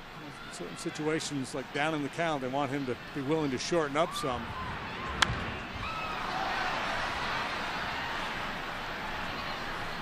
Reds have come back to tie the Cardinals. They're in the 6th inning at Busch Stadium. It's 4-4. 2 in the 4th, 2 in the 5th. For Cincinnati.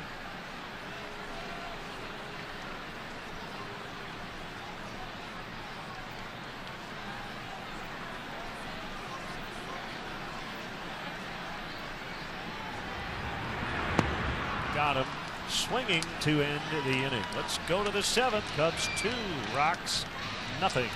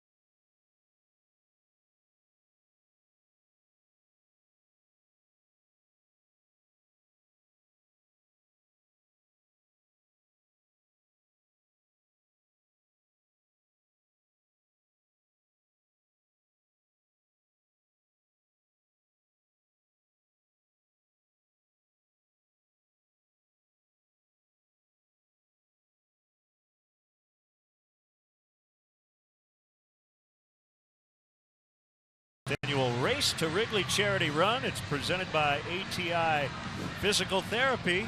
Still time to sign up and join the fun 5K run. Cubs Charities will donate proceeds to support critical care needs for pediatric patients in Chicago through Advocate Children's Hospital. Sign up at racetowrigley.com. Now we will be in Cincinnati next Saturday, as you see Jake Arrieta's scoreless streak continuing here at Wrigley. But in honor of the Wrigley 5K run, JD will not take the elevator to the second floor lobby. Instead, he'll ride the escalator. Always looking to do my part. Here's Gonzalez. 2-0. What's the Arrieta conversion chart look like? 2-0, but he's pitching, so. Yeah, it feels. But it's against the Rockies. Against the Rockies. They can score some runs. Pop. It's feeling like 5-0. Diving stop, Baez from the knee, and he gets him.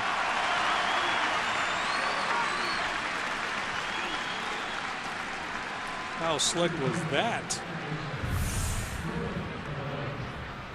With that fancy teal glove. I guess it's blue. Beautiful play.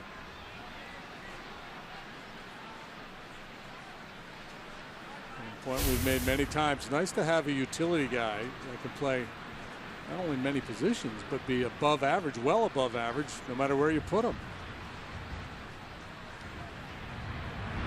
Arenado pops it up. It'll be Baez in the outfield grass.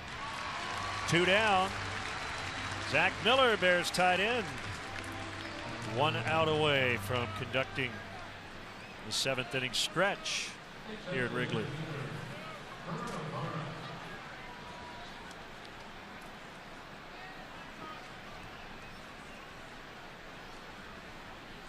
There's Parra.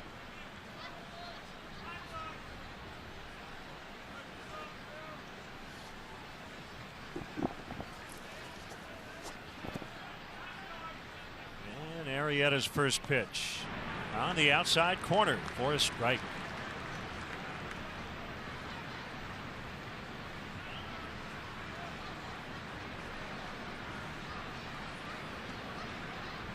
Bryant off the line and pulled in as Parra bunts. Arrieta will pick it up, and good decision to not even throw it. Is it just me, JD? But anecdotally, I think more guys have tried that against the shift, and I think more guys have been successful here early on. I know there's been a lot of talking about it. This kind of Parra's had this in his game all along.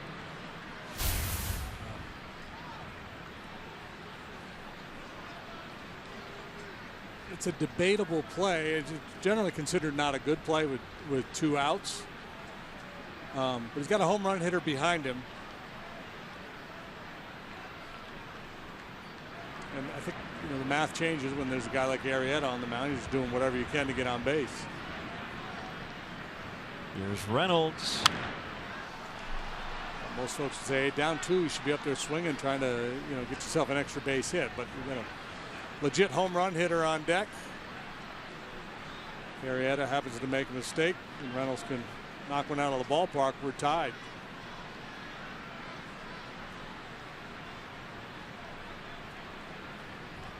Bullpen is quiet.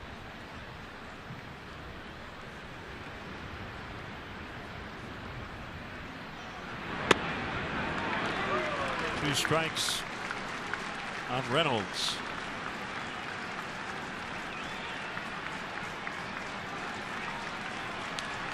Miller will have a little help today.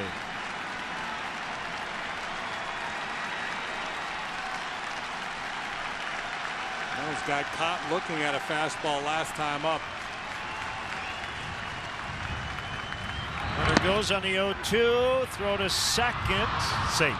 Parra is in.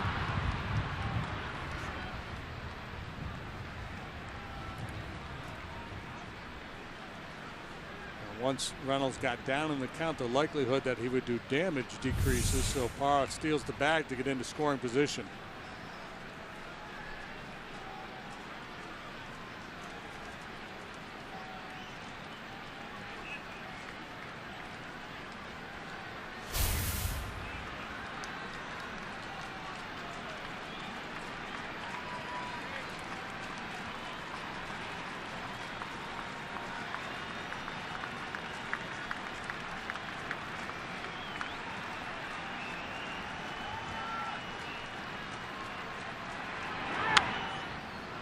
Now 1-2.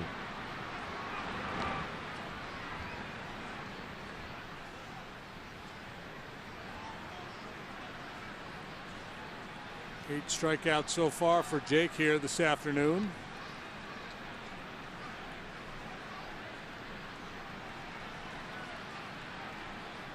At 6 in each of his first 2 starts.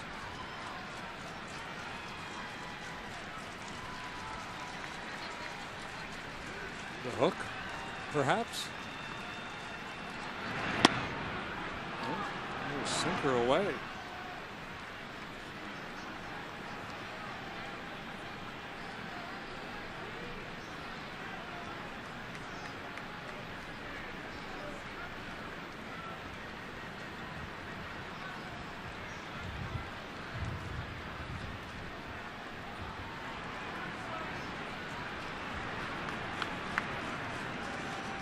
Two. Bouncer to Russell. Inning over. Timeout for the 7th inning stretch. Brought to you by Parr's out for interference. Sorry about that. Mazda. Okay, ball hit him. Gotcha. Here's Zach Miller. Today's guest conductor for Take Me Out to the Ball Game, Bears tight end Zach Miller. All right, Chicago, baby, let me hear you. A 1, a 2, a 3. Take me out to the ball game. Take me out to the crowd. Buy me some peanuts and Cracker Jacks.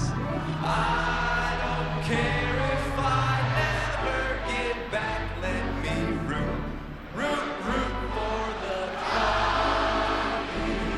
If they don't win, it's a shame. For it's 1, 2, 3 strikes, you're out at the old ball game. Let's get some runs!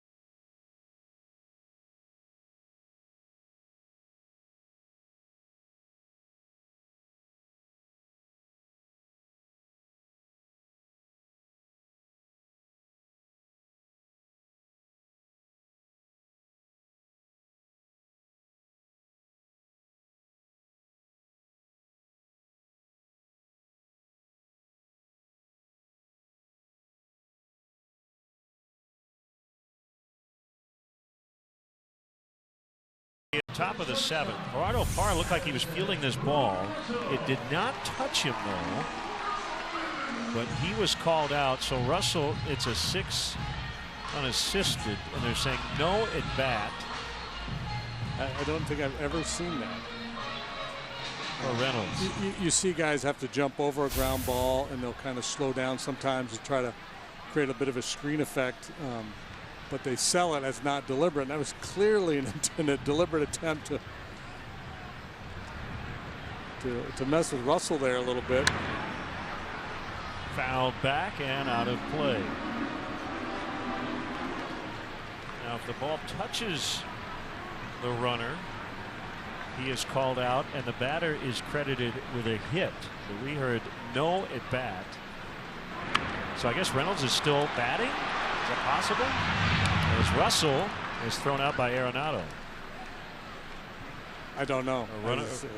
Reynolds would bat. They still have him listed as the next guy up on the board.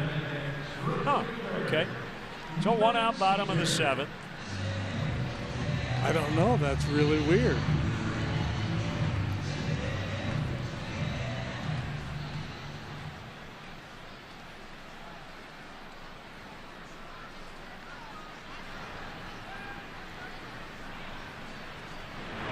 seen like 75,000 baseball games in my life.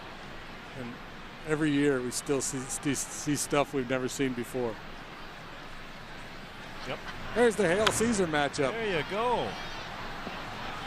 And it's Hale to Caesar, so you don't even have to mess with it, really. Spelling's a little different, but that's okay. Fun matchup. The movie was a little disappointing. Outside.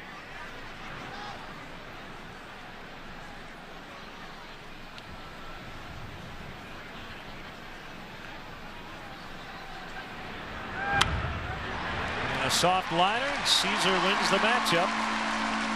All hail Caesar.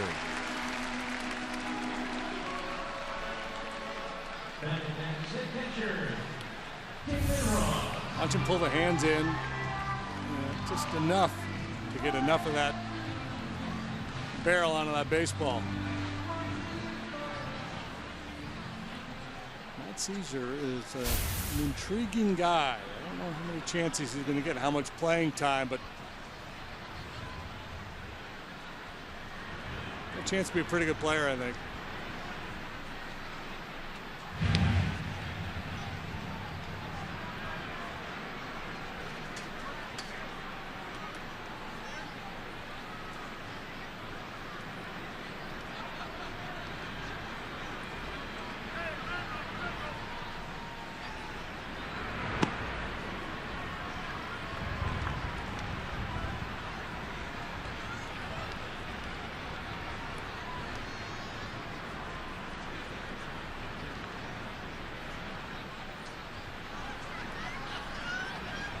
So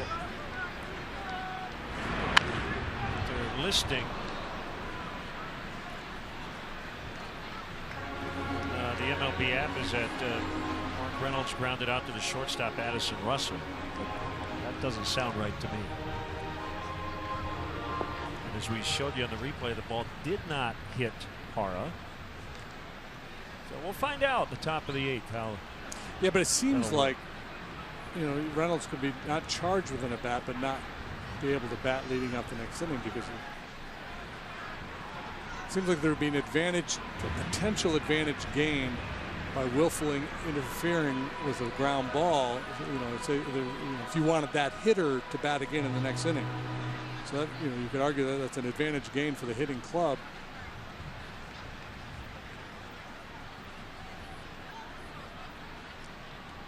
They are checking with Elias just to make sure on the scoring of this. So interference on the runner, trying to figure out how Reynolds figures into that.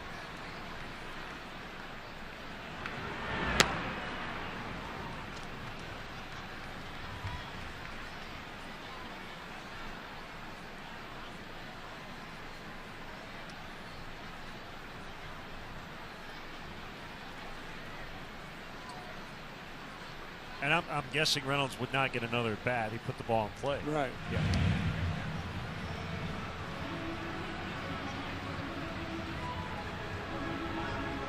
I'm just trying to find, I'm flipping through the rule book here, trying to find the rule that specifically speaks to the interference on a base runner.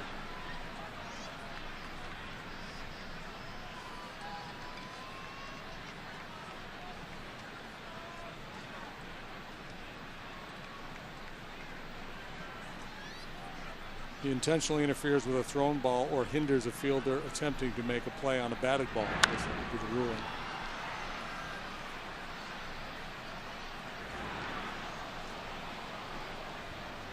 You can see he had a long conversation with one of the umpires at the end of the inning.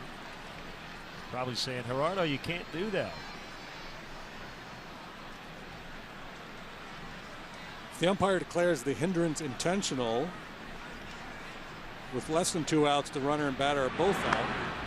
Caesar steals second. With 2 out, the umpire shall declare the batter out.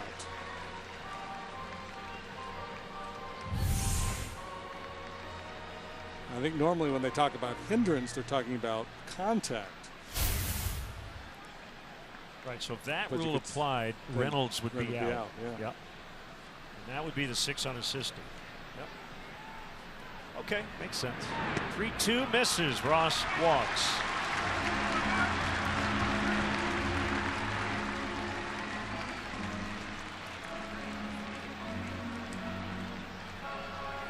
What you'll often see on plays like that is runners will slow down and let the ball either go right in front of them or behind them, but you never see someone actually mimic reaching out to touch it. Well,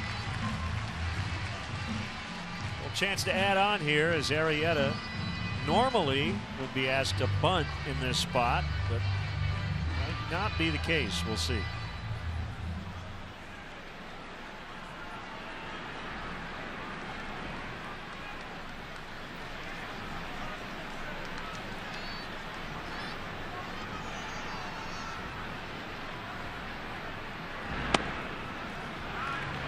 Bill's maybe going to give him one swing, and then if he doesn't do anything, perhaps then put the bunt on. The fear is, of course, if he hits it on the ground, he could end up with a double play and not give Fowler a chance with a man in scoring position.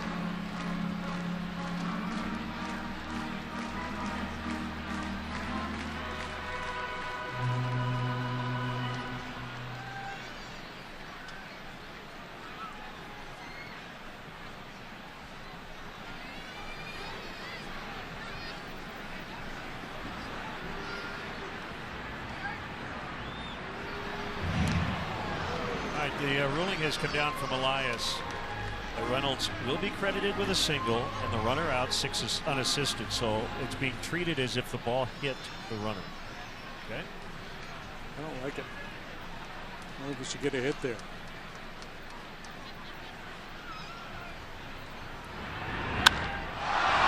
In the air to center. And Parra makes a catch. Tagging and heading to third is Caesar. What if Mark Reynolds wins the batting title this year?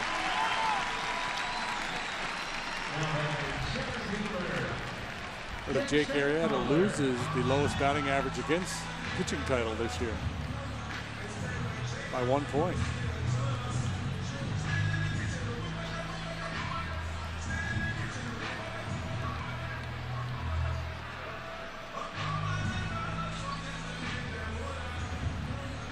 Yeah, the original ruling we heard just didn't make sense. No at bat for Reynolds doesn't mean anything, so he was given a single. So there you go.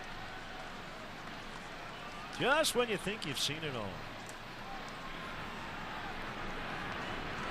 First and third, Fowler sends one in the air to left. Rayburn over foul ground. He stumbles on the mound. That ball landed foul, and hopefully he's all right. That is a perilous situation for an outfielder. You're keyed in on where the ball is, and all of a sudden you've got a bullpen mound there. And you got a brick wall not that far away too. It's a lot to think about. And then you get short-strided by the back of the bullpen too. You know, he's trying to take that long step, and boom! All of a sudden he runs into the slope of the mound.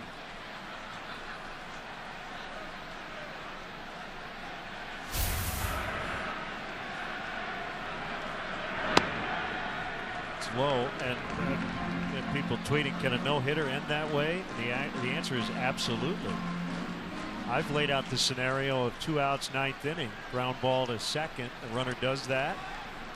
Game ends, no-hitter over, batter gets a single. We got to go to the rules committee. We got to change this. We can't be willy-nilly awarding hits left and right like that.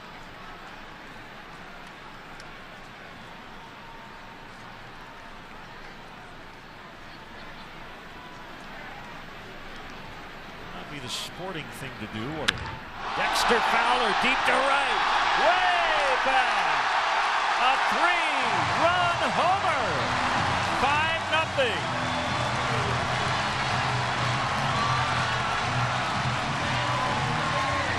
Wow.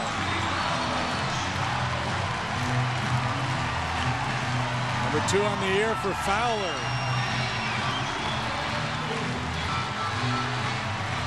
Talking earlier about watching batting practice, he was putting on a pretty good show in BP. Ford home run replay for the 3rd time today. Mr. Fowler goes large. What a start. Third Ford home run replay. Cubs have scored 5 times on 3 shots. Rizzo, Soler, and Fowler.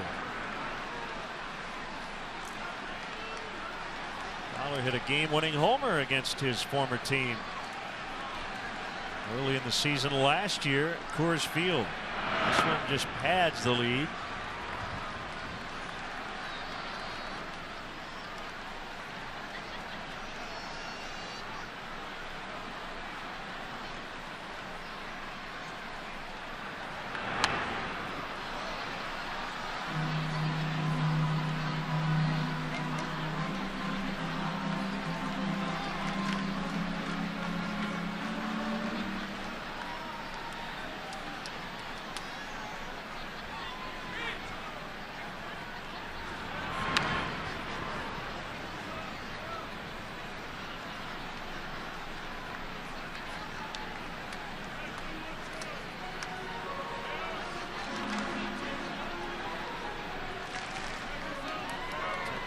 Slowly rising this week. It's bringing out the heavy lumber today.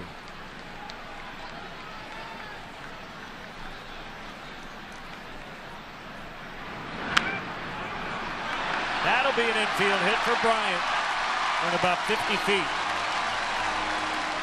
His first time on base. No chance at all for Arenado, who is playing deep, as you would with Bryant up there. It's a slider out away from him. He just rolls over on it.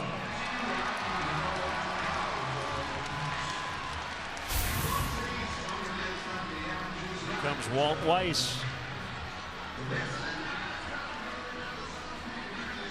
He goes to the home plate umpire Bill Welke, meaning he'll make a double switch.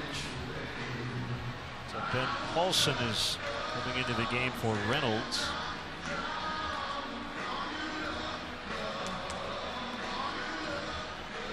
I think Jason Gurka will be the pitcher, a left-hander. We'll be back 5-0 in the 7th.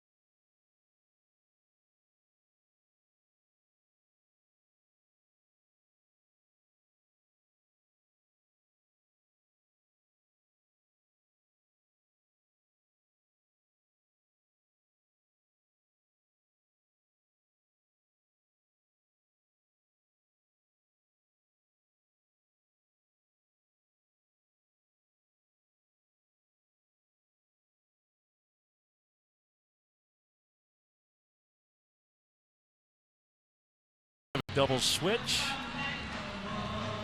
Reynolds out. I guess Reynolds wrapped his day. Yes, he did. And here's Jason Gurka. Gurka, a 28-year-old left-hander. This is his second season with the Rockies organization. A cup of coffee with the big club last year. Made 9 appearances. Just 7 2/3 innings. After spending 7 seasons in the Orioles organization.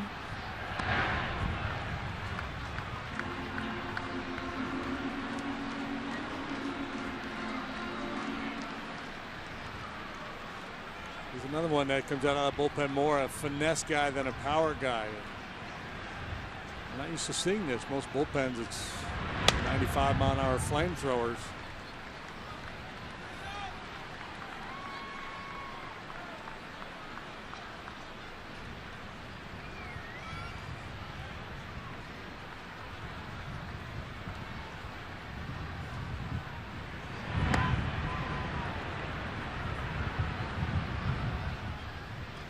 Two and one to Rizzo.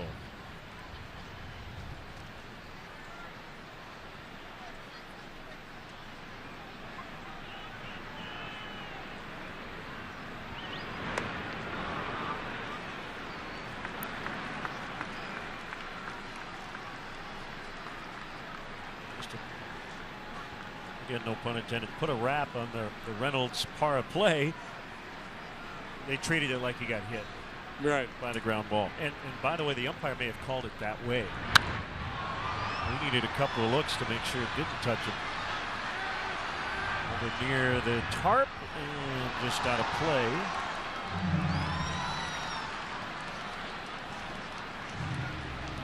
I mean, we tie it all together. Yeah.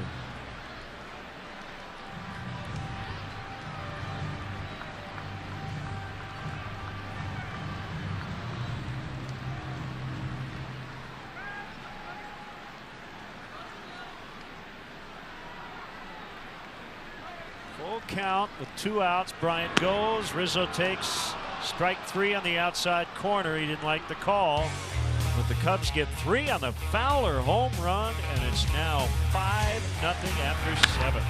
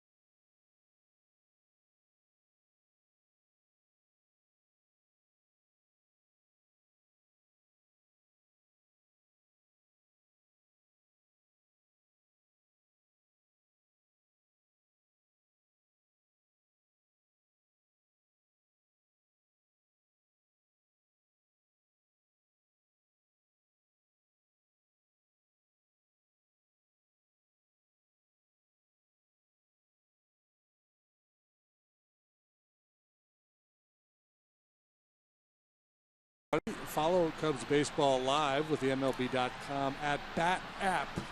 Stay up to the moment at any moment with game day, live game video highlights, StatCast, news, and more. Download MLB.com @BAT, the #1 app for live baseball on your phone and tablet. Sophia's at her first game. One of 41,702. She got up this morning and said, "Hey, Mom and Dad, Arietta's pitching today. Let's go to the yard." Jamie's still on the mound, and we're in the 8th inning. He's got a 5-0 lead. Ryan Rayburn, the hitter.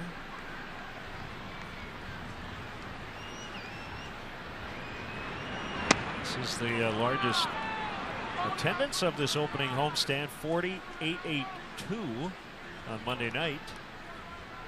41,702. And a glorious Saturday afternoon.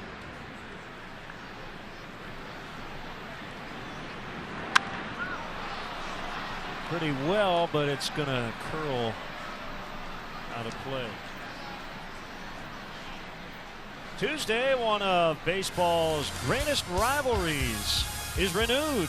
Jason Hayward with his new team against the Cardinals in St. Louis. Coverage starts at 6:30 with Cubs pregame live presented by Fields Auto on CSN Chicago Plus.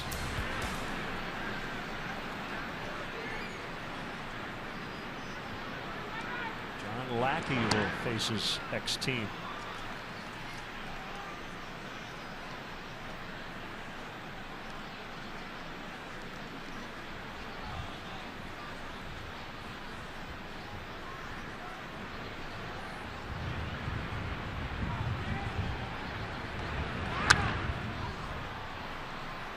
Has been out in front a couple of times.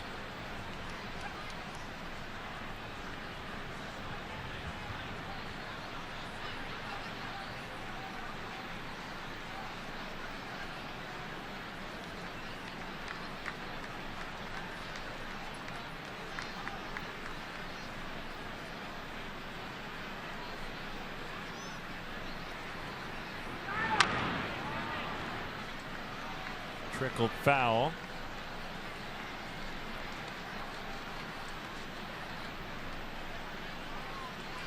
This is the anniversary of Bert Hooton's no-hitter. 1972. Bert pitching for the Cubs. No-hit the Phillies. It's just his 4th major league start.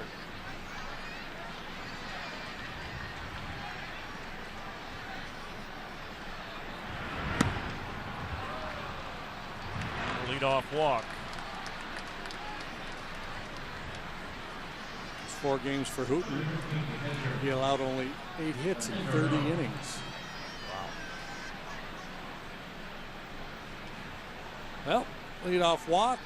Got folks' attention in the Cubs dugout. Pedro Strop saunters over to the bullpen mound. He's going to start to loosen up.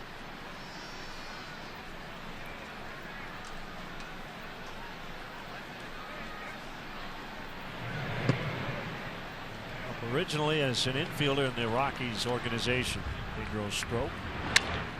Bounce to third, backhanded play, Bryant. Throw to second for 1. They turn 2, 5 to 4 to 3. It's almost as if Jake saw Strop get up and said, wait a minute here, this is my ball game. Let's get a ground ball and clean this thing up. Pretty play around the horn, started by Bryant. Just made a couple errors yesterday. This is a nice play, though. A little in between hop. Very strong, accurate throw to Baez with a quick turn.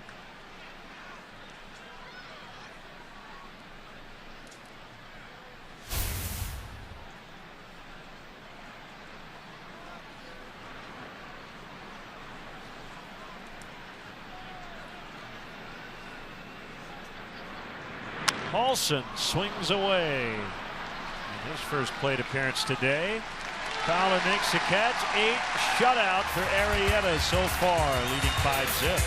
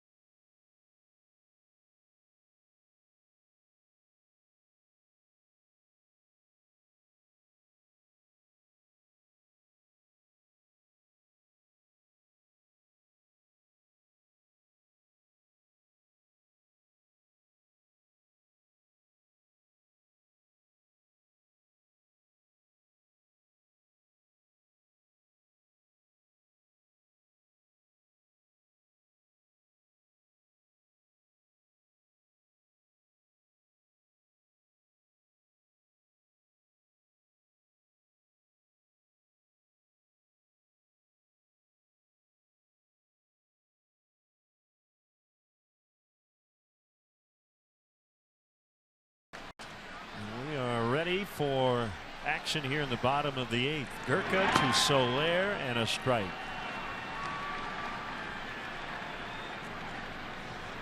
Soler, Baez, Russell.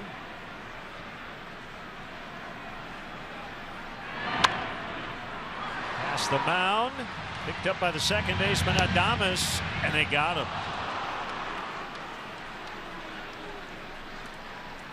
And now for our hefty home run. Cubs went back to back to grab the lead. This was the second right after Rizzo. That was majestic, towering home run, no doubt about it. That's what they're looking from Jorge, a little more lift. First 2 pitches of the 4th inning off the starter Bergman. Baez, big swing and a miss on a pitch in the dirt.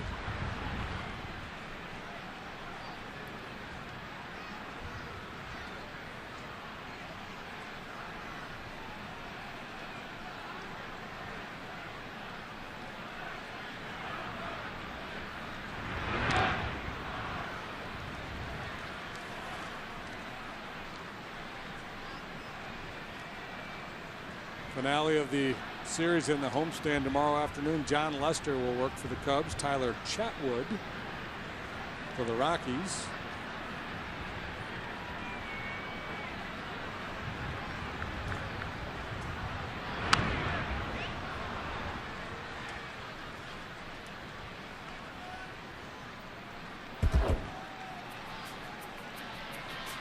Tyler Chatwood, John Lester. 121st pitch. Lackey, Hamill, Hendricks for the Cardinals series. You've seen their lineup yet? Ooh, look out. Everybody's all right.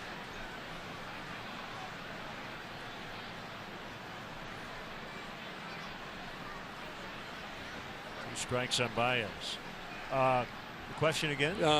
Cardinals rotation for the series. I have not. Tomahawk out into right center. Baez will make the turn. And it's a double. That was interesting earlier in that sequence. Garneau called for a high fastball, motioned with his glove that he wanted upstairs. And Gurka threw it pretty much down the heart of the plate. So this time he goes into yogi mode. He's going straight up old school there. Gurka hits a spot, and remarkably, Baez gets on top of it and hammers that ball to right center. You're not supposed to be able to do that. I don't care if the guy's not overpowering. Hit a pitch that high on a line like that. It's pretty remarkable. Here's Russell, runner at second, 1 out. Baez now 2 out of 4. His season debut. I do have pitching matchups for the Cardinals series. Monday, John Lackey and Mike Leake. Tuesday, Jason Hamill, Jaime Garcia. Wednesday, Kyle Hendricks, Carlos Martinez. Okay.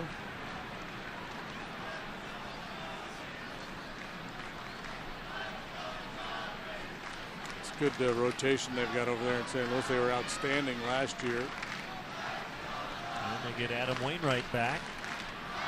And the throw stayed out of center as Adames toppled over on top of Baez.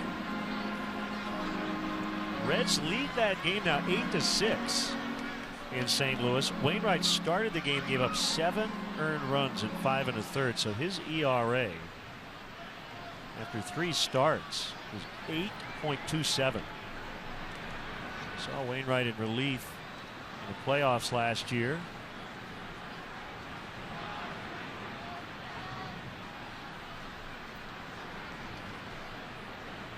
No Lance Lynn this year. This one does get into center.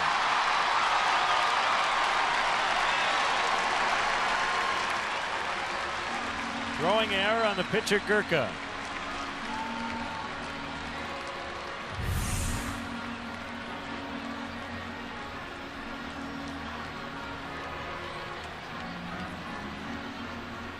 Thomas, because of his positioning right there, tempted to try to make a play on Baez. Seems to me you see a lot of that early in the season. Teams work on it in spring training, work on all their pickoffs, and usually a couple of those errant throws, and they just, let's shelve that for a while. Infield in. 2-0. Garneau pretty quick back there, quick feet, well positioned to knock that one down.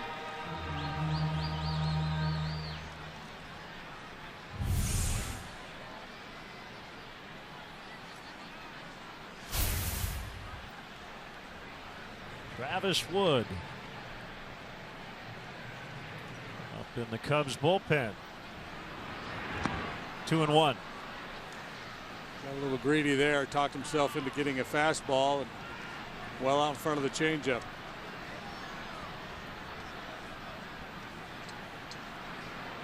It's all right. It's okay to cheat every now and then.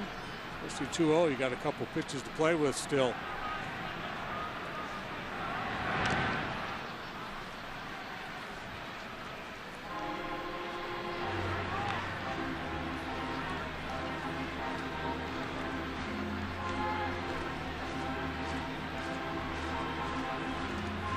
Back changeups, they may feel like they've slowed him down enough where they can get in with a heater.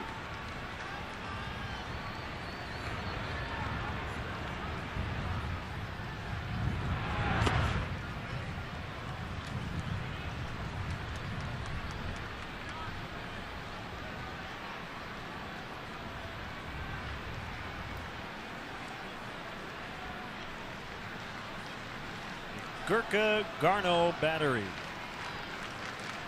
here in the 8th.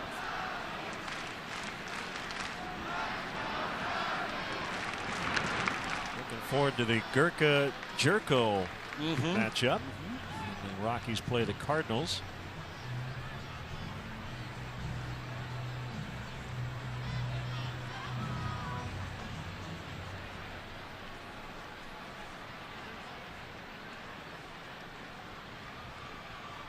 Three-two. Ball 4.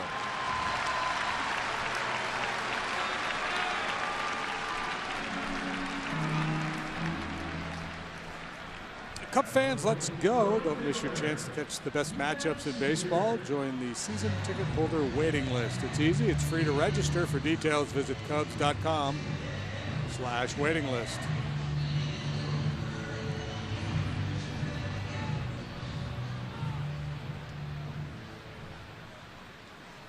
Steve Foster, the pitching coach.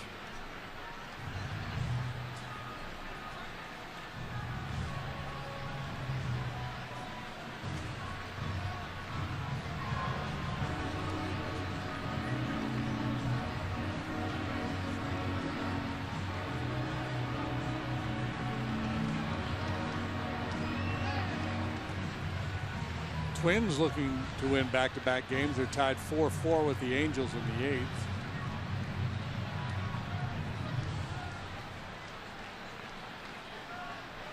Mariners beat the Yankees 3-2.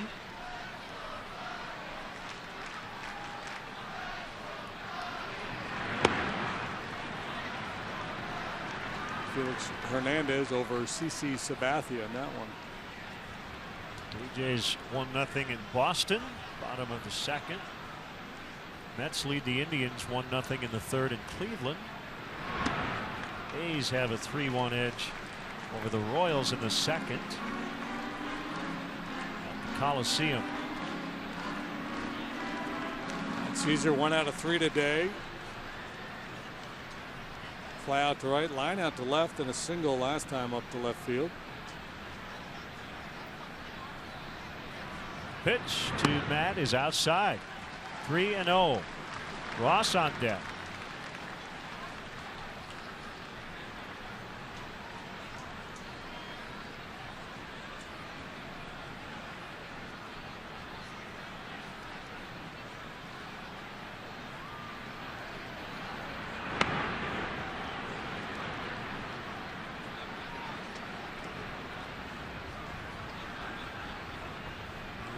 Is going to get a chance to finish this game, or he's just simply trying to coax his manager into giving him another at bat.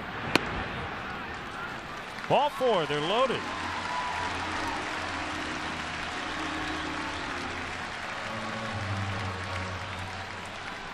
Number 3, the catcher, David Ross.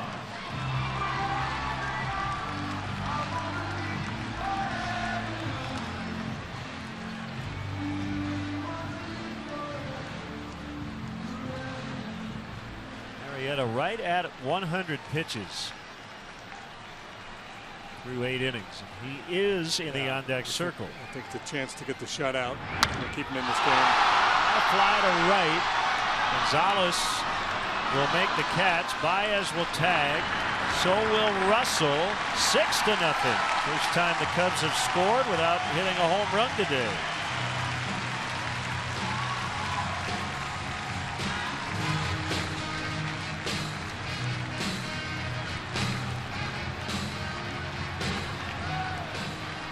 Next up, the pitcher, Jake Arrieta.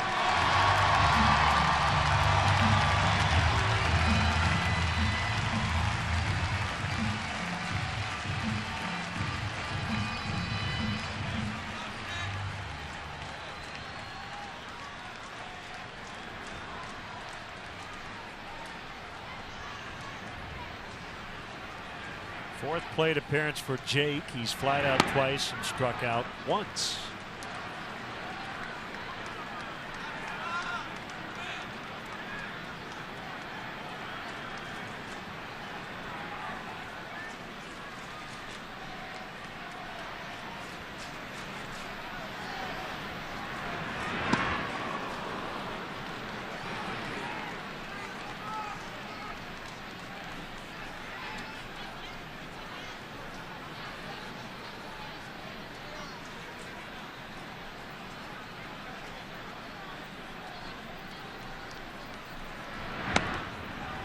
One and two.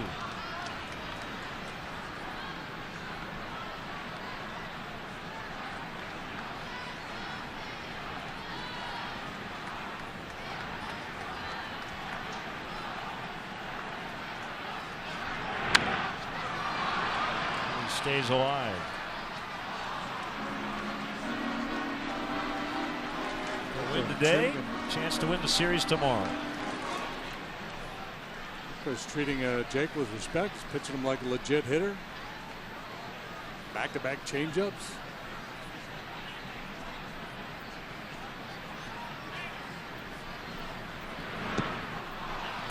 Gets him this time to end the inning. Cubs add to their lead. We go to the ninth. They lead by 6.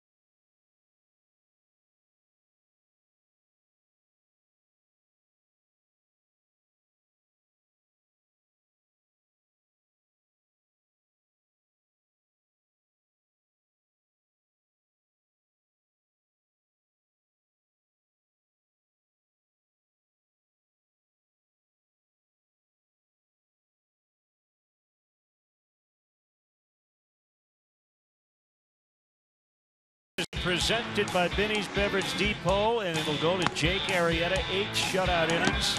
Travis Wood will pitch the ninth. 100 pitches. He was great. Yeah, I thought Joe might let him try to finish this one off to get the shutout, but all that significant. What is significant is that he continues to dominate. So what, 48 2/3 consecutive scoreless here in this ballpark. He was the pitcher of the month last year in the National League in both August and September, and will be on his way to that award again here in April of 2016. Benny's Beverage Depot is the official champagne provider of the Chicago Cubs. So here's Wood against Adames and a first pitch strike.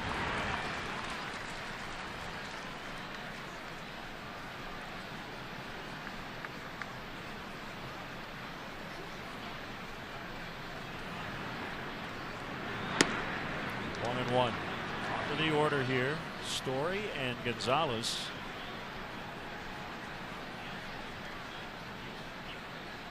Jason Hayward is now in the game in right. Caesar moves to left. Bryant will throw to first. One out. So Hayward goes into Soler's spot.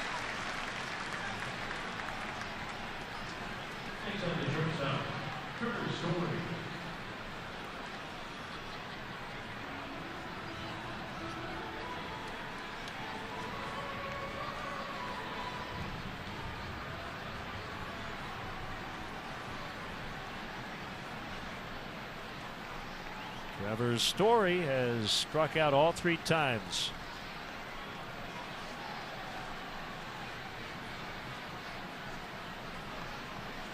Those at bats coming against the starter Arrieta. Called strike.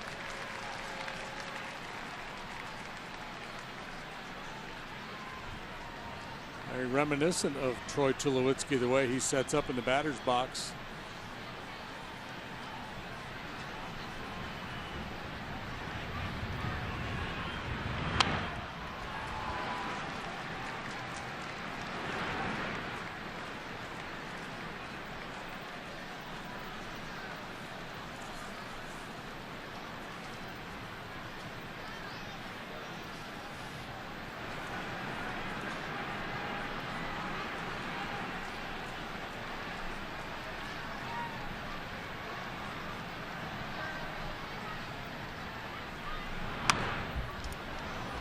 Still 2 strikes on him.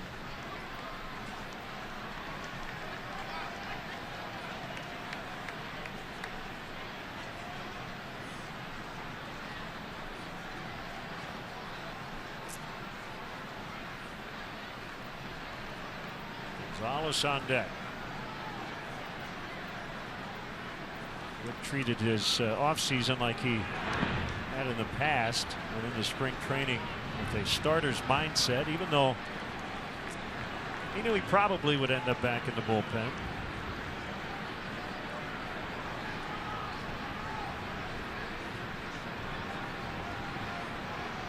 I think ultimately he would like to return to the rotation, probably because he gets a hit that way.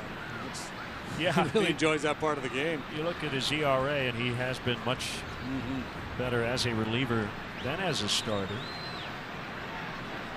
ERA of under 260 in relief, 419 as a starter in his career. Higher strikeout rate as well. In the corner, Hayward is over, and that ball is fair.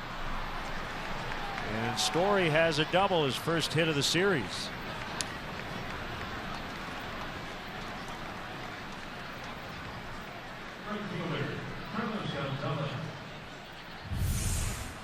After striking out 3 times, Story delivers this 1-out double.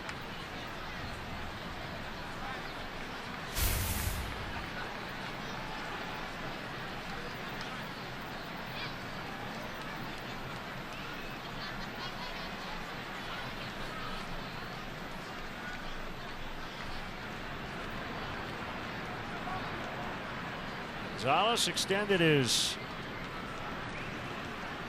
2-season hitting streak to 21 games with a 4th inning single. He would be caught stealing, and he drives this one deep the other way, and it will go. A 2-run homer for Carlos Gonzalez. 6-2 now.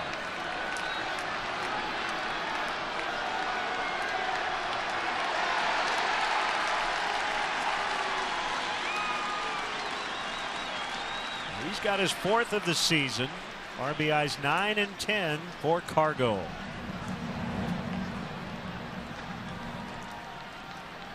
His base hit earlier in the ball game was to left field. Hit the ball in that direction a couple of times yesterday. This time he goes big fly out there. Will be it for Wood. Pedro Strop will try to get the final 2 outs, with the Cubs now leading 6-2, and we'll be right back.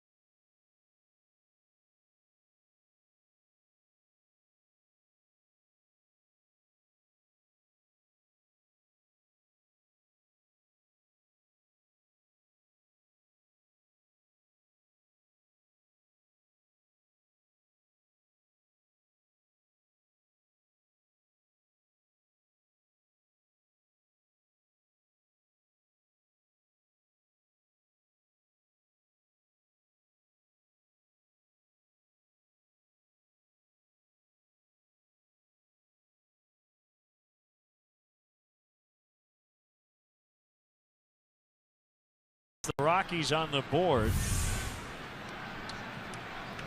They have more extra base hits today, 3 than they had yesterday when they won. Down through a big high finish, kept his hitting streak alive with a single in the 4th. Home run number 4. 40 last year. Gonzalez, I think, has 1 more year on his deal. Rockies might be looking to move him at the deadline. There's Strop with the quick pitch. So quick we can't even look at the numbers on the graphic. Signed originally as an infielder with the Rockies back in 2002 out of the Dominican Republic.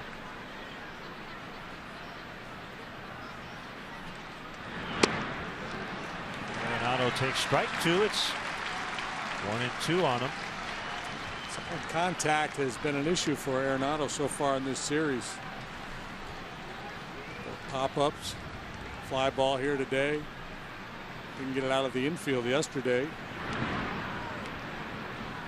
Strop went to the mound with the Rockies 2006. He has never started a game in the minors or the majors. Every time he's ever pitched has been in relief.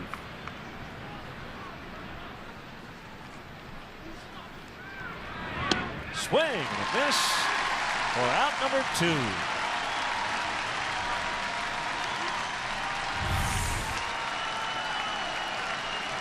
Well placed slide ball. Arenado out in front.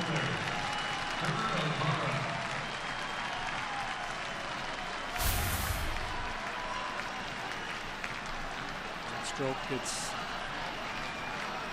a whole bunch of swings and misses with that slider.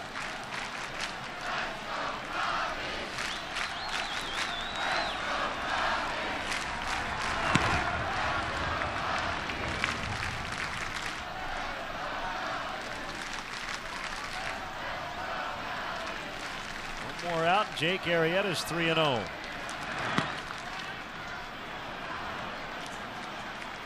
It would have been lunacy to say Jake Arrieta could improve on his 1.77 ERA from last year. Well, it's only 3 starts, but it's 1.23.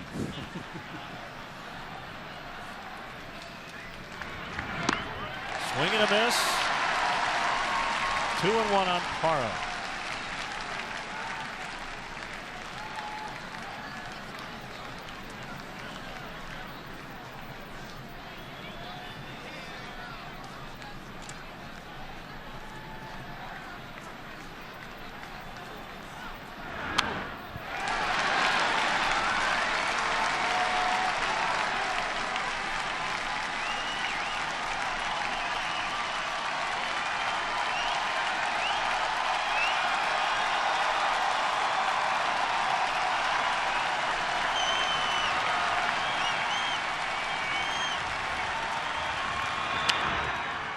to Strop. Cubs win. Cubs win. They even up the series at a game apiece. And they improved to 9 up and just 2 down through 11. After playing a very sloppy game yesterday, back on the mark here this afternoon, doing everything well. 3 home runs. Arrieta outstanding yet again. Solid defensively. Boy, Baez, a couple very nice plays out there. Chris Bryant started that 1 double play. So, yeah, solid day all the way around for this Cubs team. And Arrieta has won each of his first 3 starts, 8 shutout frames today. You know, Jake, I don't know if you ever had occasion when you were a kid to be in a little bit of a skirmish where you've got a group of guys and there's another group of guys and everybody's talking tough, and you got that one big guy on your side. And I'm glad he's on our side. That's the way it is with Arrieta. I'm glad he's on our side. Well, he got some offensive support today as the Cubs hit 3 home runs. And the first home run came from a guy who has 4 game-winning RBIs already. He's standing by with Kelly. Thanks a lot. Thanks a lot, Lynn. Well, 3rd home run of the year, Anthony. That 2nd time around from Bergman, what did you see there that you liked? First time he was just sneaking on all of us, so we all told ourselves to start a little earlier there and just slide her down in and put a good swing on it. I know for you, you would have loved hitting-wise to have started the season a little stronger, but with that home run, things heating up, describe how you're feeling. Is it getting a little more comfortable right now for you at the plate? We're 9-2, so it's all good, and that's all that matters. So we got to keep winning ball games, and we're having a lot of fun doing it. With that being said, Jake Arrieta, 48 2/3 innings here at Wrigley, scoreless streak intact. Is it possible that we're seeing him get even better this season? I mean, it's just what he does. So set up and keep doing his thing. That's what we do, and we get some leads from him and let him settle down. So he pitched well again for us, and we want to keep it rolling. All right, go use that party room, Anthony. Thanks, Kelly. There you go, guys. 9-2. That's all that matters to Anthony. Kelly, thanks. Good work today. And make sure you join us on a Tuesday. CSN Plus, Game 2 of a 3-game set against the Cardinals. 6:30 for the pregame coverage. From JD and our entire CSN crew here at Wrigley Field. Len Casper with your final score. Cubs 6, Rockies 2. Stay tuned. Blue Cross Blue Shield Cubs post-game live is next.